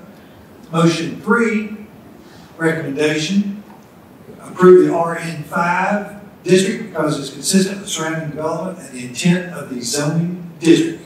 Applicant present. Yes, I'm Russ Rackley of Rackley Engineering, representing the applicant Homestead Land Holdings LLC, PO Box 30456, Knoxville 37930. Do we have opposition? Would you like to proceed or defer, Mr. Rackley? I'll proceed. Okay. I'm going to reserve some time for you. Staff summed this up perfectly. We think from a planning perspective that this is a great location for RN5, which will allow us some flexibility on the townhomes. It is located on a major arterial and a major collector, and with assisted living behind it. We did representatives of the owner of Homestead, Cyberbrook, along with Vice President of Development, met with this gentleman and a few others just the other night. I want to thank the commission for understanding that we don't spend a lot of time and money designing the site before we have it zoned for the use that we intend to use it for. We did make the commitment that once the zoning process is complete and we know what the rules are that we can develop the site for, that we will gladly meet with the community leaders and share our plans and take care of any of their concerns or anything. With that, I respectfully request approval subject to the staff recommendations. And with that, I will reserve the rest of my time. Thank you. Mr. Hines. Great. John Hines, 6908 Stockton Drive, Knoxville, Tennessee, 37909. And like the gentleman said, we did have a constructive conversation last night with the developers and the principals, a couple of the principals as well. And we had, I think, 3 representatives from our neighborhood association there. And so we had a good talk. I guess our concern basically is, we found out about this about 14 days ago. And it is, again, one of the last pieces of property within our community, West Hills Community Association, that's not developed. And we understand it's going to be developed. We're not opposed to, I think, some townhouses or some duplexes going in on Middlebrook Pike. I guess our opposition right now is we don't know what exactly is going to take place, what density is going to be there. And it's just so new. It's 14 days over again old. And we had to make the effort to contact the developers, and they were good enough to meet with us again last night. But our neighbors are not educated to what's going to happen with that property in Middlebrook Pike that feeds into Broom Road, which already is a connector road, and most of you folks are familiar with Broom Road. It's a pretty heavily traveled road from Middlebrook Pike all the way over to Walmart, the Sam's area over there. So,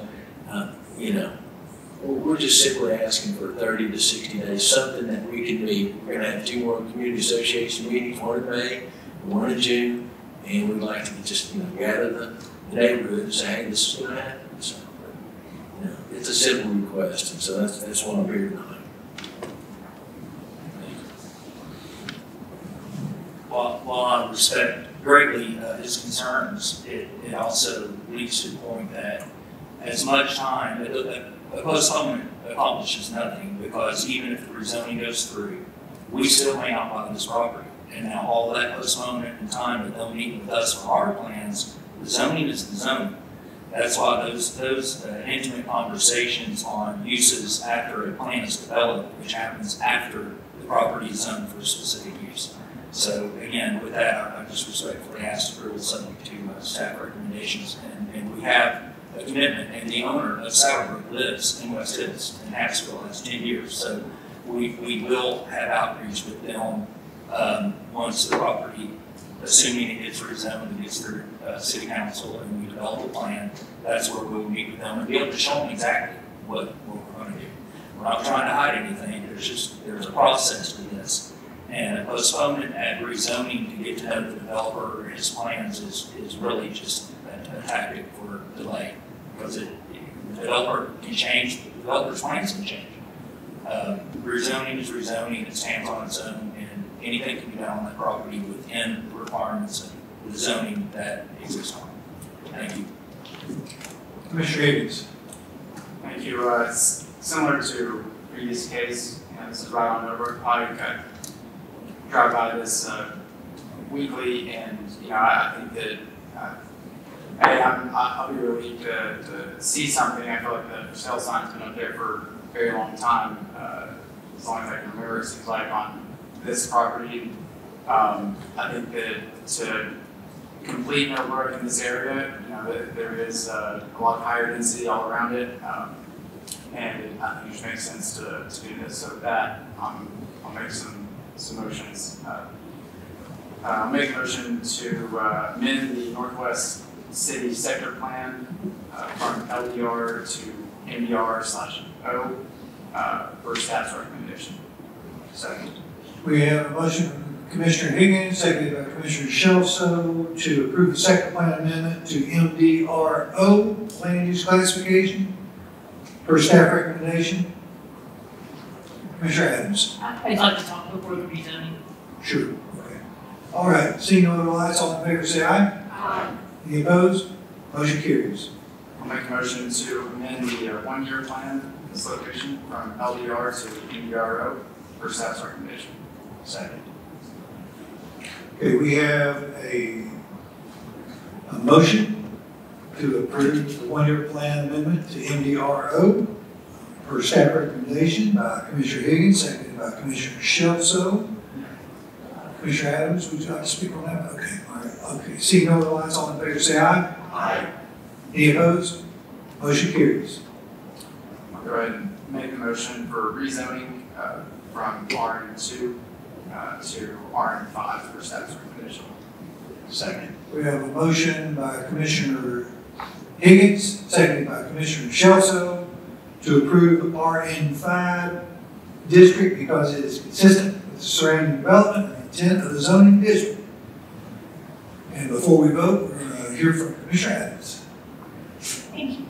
I don't feel like it's that consistent with the surrounding area because of the zones that I see. However, the fact that it is on the major arterial and there's a facility right behind it, we've already got a buffer there. So that's why I'm comfortable moving with the RN5. And to the applicant's point, the zoning is there, whether this applicant is in front of us or someone else. So that's what I was concerned about, but seeing that buffer there, I feel like it's a fair move. All right, so we have a motion and a second to approve. All in favor say aye. Aye. Any opposed? Motion carries. Thank you. Thank you. On to agenda item 47. The applicant is Reverend Harold Millbrook. Location, southwest side of Beaman Lake Road, south of Mays Road, north of McDonald Road. Approximate size of the tract, 3.93 acres. Present plan and zoning designation is low density residential, RN1. Proposed plan designation is MDRO. Existing land use, agricultural, forestry, and vacant land. This will require 3 motions. The staff recommendation is to approve the sector plan amendment to MDRO land use because it is compatible with surrounding development The motion 2, staff recommendation, approve the 1-year plan amendment to MDRO land use classification because it's compatible with surrounding development.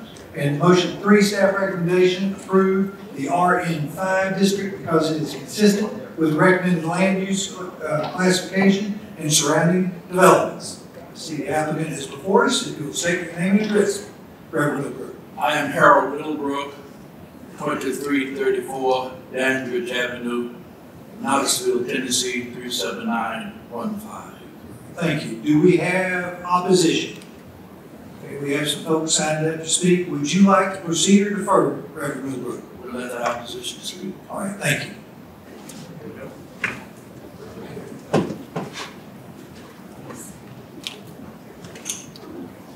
Good evening. Willie Crosby, 1108 Beaman Lake Road, Knoxville, Tennessee, 37914.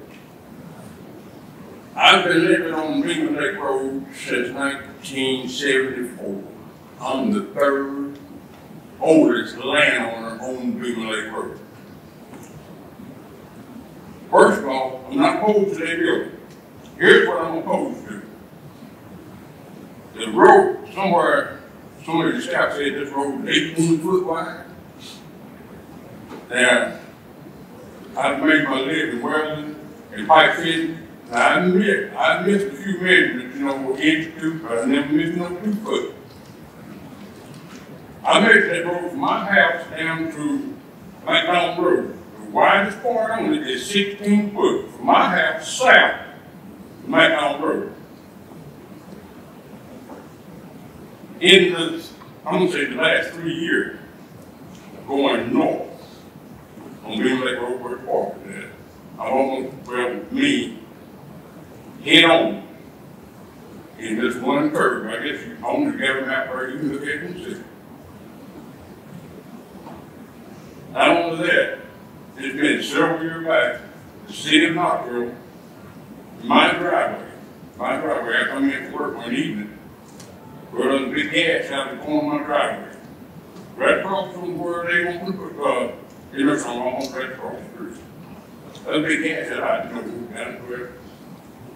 Neighbor said, well, city truck, pull them on the dump, got loose and hit my driveway. Okay. I guess it was a couple of weeks later, I mean, when they cut the second of that and replaced it. There's been several vehicles went in that ditch right there in my driveway. Sunday, I done the thing before this meeting they had at the church there Monday. I went to the park, sit on the bench there, 5 minutes to 1. I sit there for 20 minutes to 2. The 50-something cars, if I'm not mistaken, I think it's in the record before I can get it. I forget that. I didn't bring the record. It's in the comments. It's in my comments there. And tell you exactly how many of them going south. And when I say take their share out of the middle of the road, I'm going just get it and sit on the inside, which it ain't really. You got to fudge and get a little bit out of there, but I mean, we just blanket it, just take it out of the middle. Going north, there was several done the same thing, but it wasn't near as many. Now, the funny thing is, this road, I forget what many units they want to put in there. It's having all it can handle right now without somebody getting killed. So when you're going to throw some more on there, and like I mentioned that the other day to them, what are you doing? You just pouring gasoline on the burning van. If that's what you want to do, then when somebody gets killed, then it's going to happen. From the time they start construction within 5 years, there will be somebody killed on that road. It's no doubt in my mind about it. No doubt at all. But y'all can prove it, which I'm sure you will. But I just want to let you know what the circumstances are going to be. Thank you for your comments. Oh, yeah, one other thing, yes. I forgot about this. This is not the first time we've had this program about this piece of property. And I don't know if any of you guys on the commission back then or not, when it was approved for something else, and it got shut down at the city council. And they might go on with it. But Gene Higgs, she was the city council person, and Roberts was the city council person. When I brought up the width of that road, Gene Higgs asked Middlebrook, would you be willing to help them pay for widening the road? Oh, no, we ain't got no money for that. They tabled it. 1 month to the next city council meeting. When he came back, just like today, we were the last one on the agenda. They sit there when they raised their hand, all in favor. Somebody raised their hand, it died without a motion. I don't know what they got there now, what they want to do again, right there, same piece of property. They got the same piece of property. Road ain't got no water. Thank you. Let's see here. Mr. Stephen Bishop? Yes. Hi, my name is Stephen Bishop. I moved to Knoxville in September of 2021. This used to be part of my territory when I lived in Nashville. And how I was able to purchase my home is I'm a successful federal whistleblower. Detected $70 million in fraud from my former employer, as well as selling things to China that didn't need to be sold.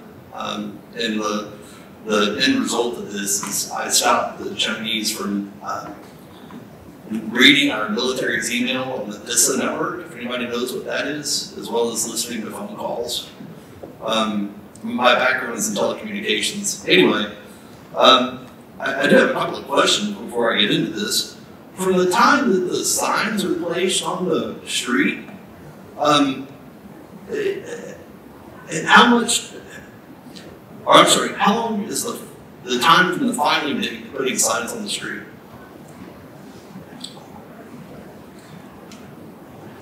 Who would like to answer that? They're required to be put out a certain amount of days before the commission meeting. I believe it's 12 business days, 12 calendar days. Well, the reason why I ask is that whenever this started, I was actually in Texas taking care of some family members. And I came home and found the signs, and I went on and it even taken a picture of a bus driving by. If you look at the comments, it's the first comment I made. And it shows the width of the road with the bus. And, you know, I'm not opposed to this. I was homeless from 2014 to 2015 when I was a whistleblower. If anybody knows what happens to us when we do this, it's harsh. And I'm glad I did it. I took an oath to defend this country. But Mr. Bishop, I just want to forewarn you, we're down to about a minute. Yeah, I get it. Okay. But I'm sorry, I took 4 hours off of work. You can give me a little leeway, please. I have.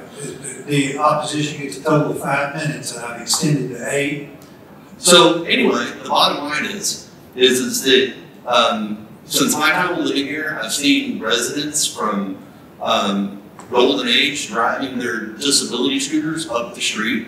The street is only 16 feet wide, as my neighbor has said. Home values. We didn't see the plan on this until Sunday, or I'm sorry, until Monday. And it's going to be butting right up against Demon Lake Road. So then you could potentially have a home value because it's going to be federally funded Section 8 housing.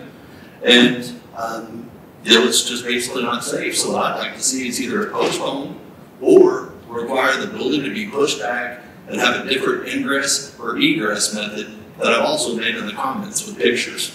So thank you for your time. Thank you for your comments.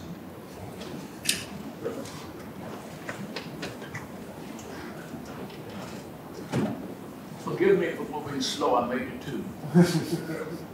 Mr. Alden will speak on our behalf. Let me say that we have tried as a church to be mission conscious, to be conscious of doing something for people, especially in the golden years of their lives, and to provide an adequate space for them to live and to enjoy the rest of their lives.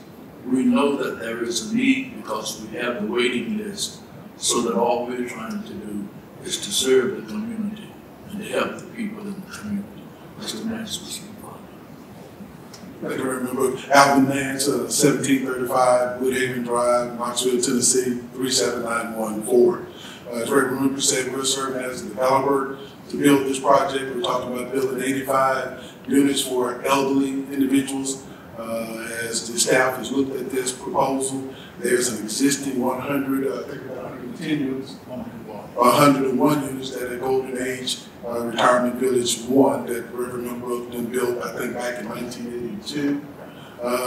They always had plans to build additional housing in this area when they acquired all of the land at that point. We're looking at building 85 units. It would be solely for seniors. We're not looking at this being a family-style development, so we're talking about 73 one-bedroom units and 12 two-bedroom units at this particular location. We are going to be applying for low-income housing tax credits. As the gentleman said, behind us, this is a project that will accept Section 8 voucher holders, but we are using low-income housing tax credit to actually construct the property. Commission? Commissioner Adams. I have a question for the applicant. Given the population that you're planning on serving, is there currently or in the plan to have some type of van or group transportation to help? There's public transportation already there. The bus, the gentleman just referenced a moment ago, the K-Train bus actually stops at Golden Age Retirement Village. So the residents can actually get on the bus right there at the facility. So the city? The city bus, yes. Okay, but nothing in addition to that? No, we will not provide any additional beyond that. Thanks. Commissioner Shelton. This is a question for staff. So is senior living, is there a specific type of zone that senior living is for? I mean, I guess that is allowed in. Is that an office use, commercial use, residential? It's allowed in R5.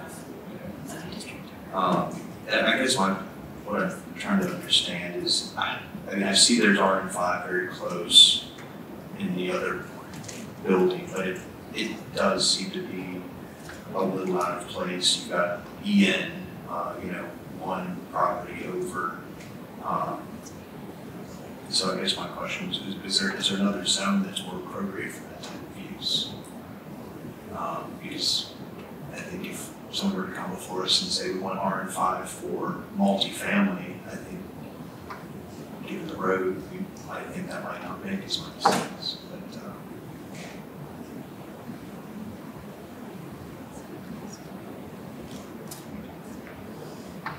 I'm sorry, if you were to look at my comments, I drew a picture that shows what could be done there.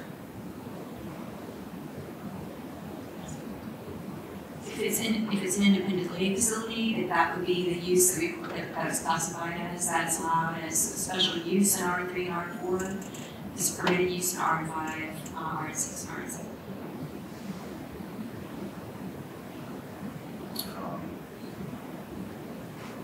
I guess, were any of those options evaluated when the applicant was making the request?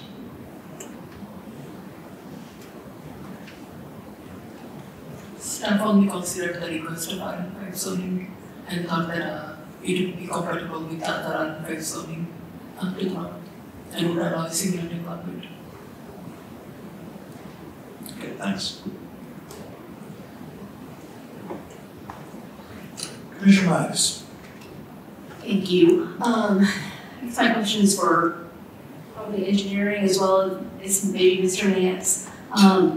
When it comes to expanding that road, do you guys have any plans of being able to help out the community and increase the width of that road?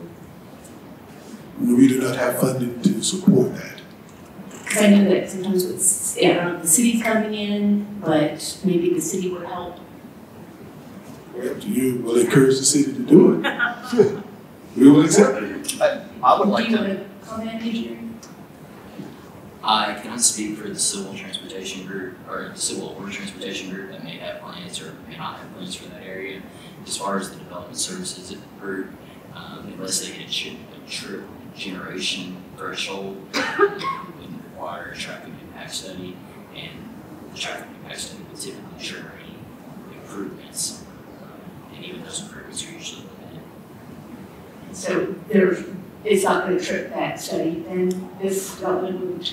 I'm unsure if it would. It was how many units? 85. My guess is that it would not, but it's a bigger question. Some research.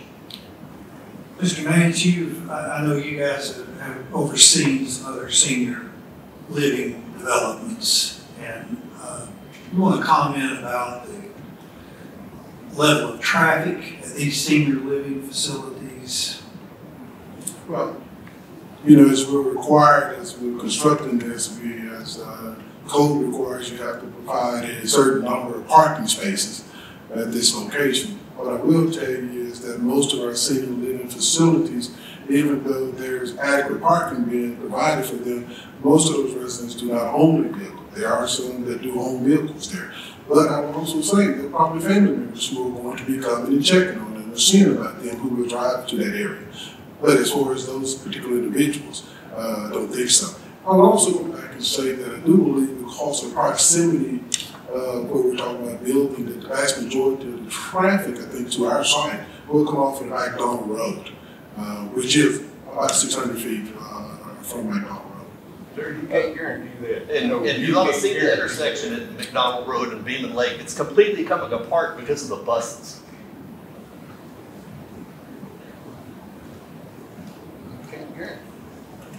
Commissioner Adams. I want to pick up on what Commissioner Shelton was asking, which I think was about the zone 5 versus 3,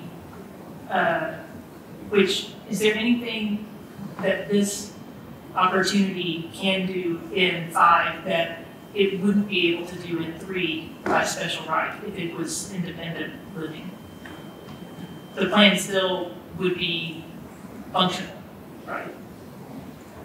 It's not what the applicant asked for, but just. Lisa, we haven't seen a development plan for the project yet, so some of this is somewhat unknown. But it would mainly be density, right? They're going to be a multifamily here versus townhomes on RM3. There are differences between what can be built, even though it's a density thing, between RM3, 4, and 5. Mainly, like RM3 only allows townhomes, which are like that. You can't stack. You can't go 2 stories. So RM5 does one. It's townhomes versus home. I guess, Ms. Fortier, can you, because the question was about independent living and that designation being allowed in 5 versus 3, but am I hearing that the difference is that 5 can be stacked, 3 cannot? It can still be independent living, but it's the form. Okay, so independent living facilities are subject to the dimensional and design standards for multifamily dwelling in the district in which they are located. When a district permits dwellings above the ground floor, independent living facilities may also be developed and designed as such. So they're subject to the district in which they're located. So in this scenario, the district in which this is being proposed? RM5 is what is being proposed, yes.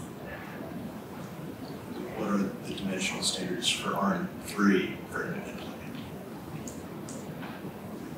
So multifamily is not permissible in RM3, but townhouses are, so they can be built in that form, presumably. It's 12,000 square feet for the first 3 dwelling units, 3,000 square feet for each additional in RM3.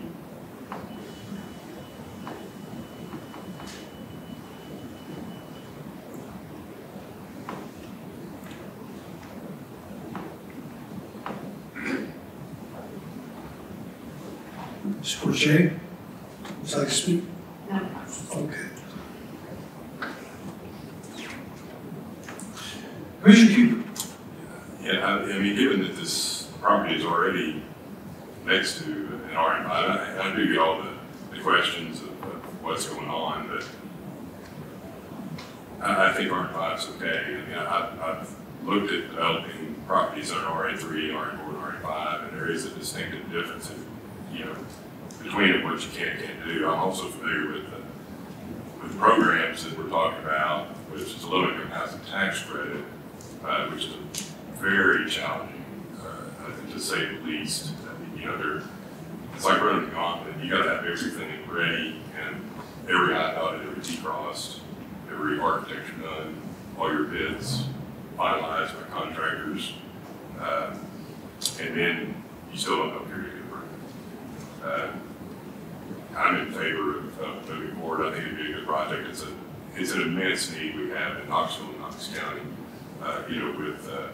with lower income. And we've talked a lot about that in general here lately about low income housing and you know, you can talk about it from a rental aspect and vouchers. You can also talk about it from, you know, entry-level housing. And I think that's some of the conversations we've been having, and we're lacking in both, in my opinion. That being said, I'd like to make a motion to approve the second line amendment to the MDRO land use classification because it is compatible with the surrounding development. Second. All right, we have a motion by Commissioner Huber, seconded by Commissioner Levinson, to approve the second plan amendment to MDRO land use classification because it's compatible with the surrounding development. Seeing no other lights, all in favor say aye. Aye. Any opposed? Motion carries. I'd like to make a motion to approve the one-year plan amendment to MDRO medium density residential office land use classification because it is compatible with the surrounding development. We have a motion by Commissioner Huber, seconded by Commissioner, was that Levinson? Okay, Commissioner Levinson, to approve the one-year plan amendment to the MDRO land use classification for staff recommendation. Seeing no other lights, all in favor say aye. Aye. Any opposed? Motion carries. I'd like to make a motion to approve the RN5 general residential neighborhood district because it is consistent with the recommended land use classification and surrounding developments. Second. All right. We have a motion to approve RN5 district because it's consistent with the recommended land use classification and surrounding development, seconded by Commissioner Levinson. I did say Commissioner Huber made that motion, didn't I?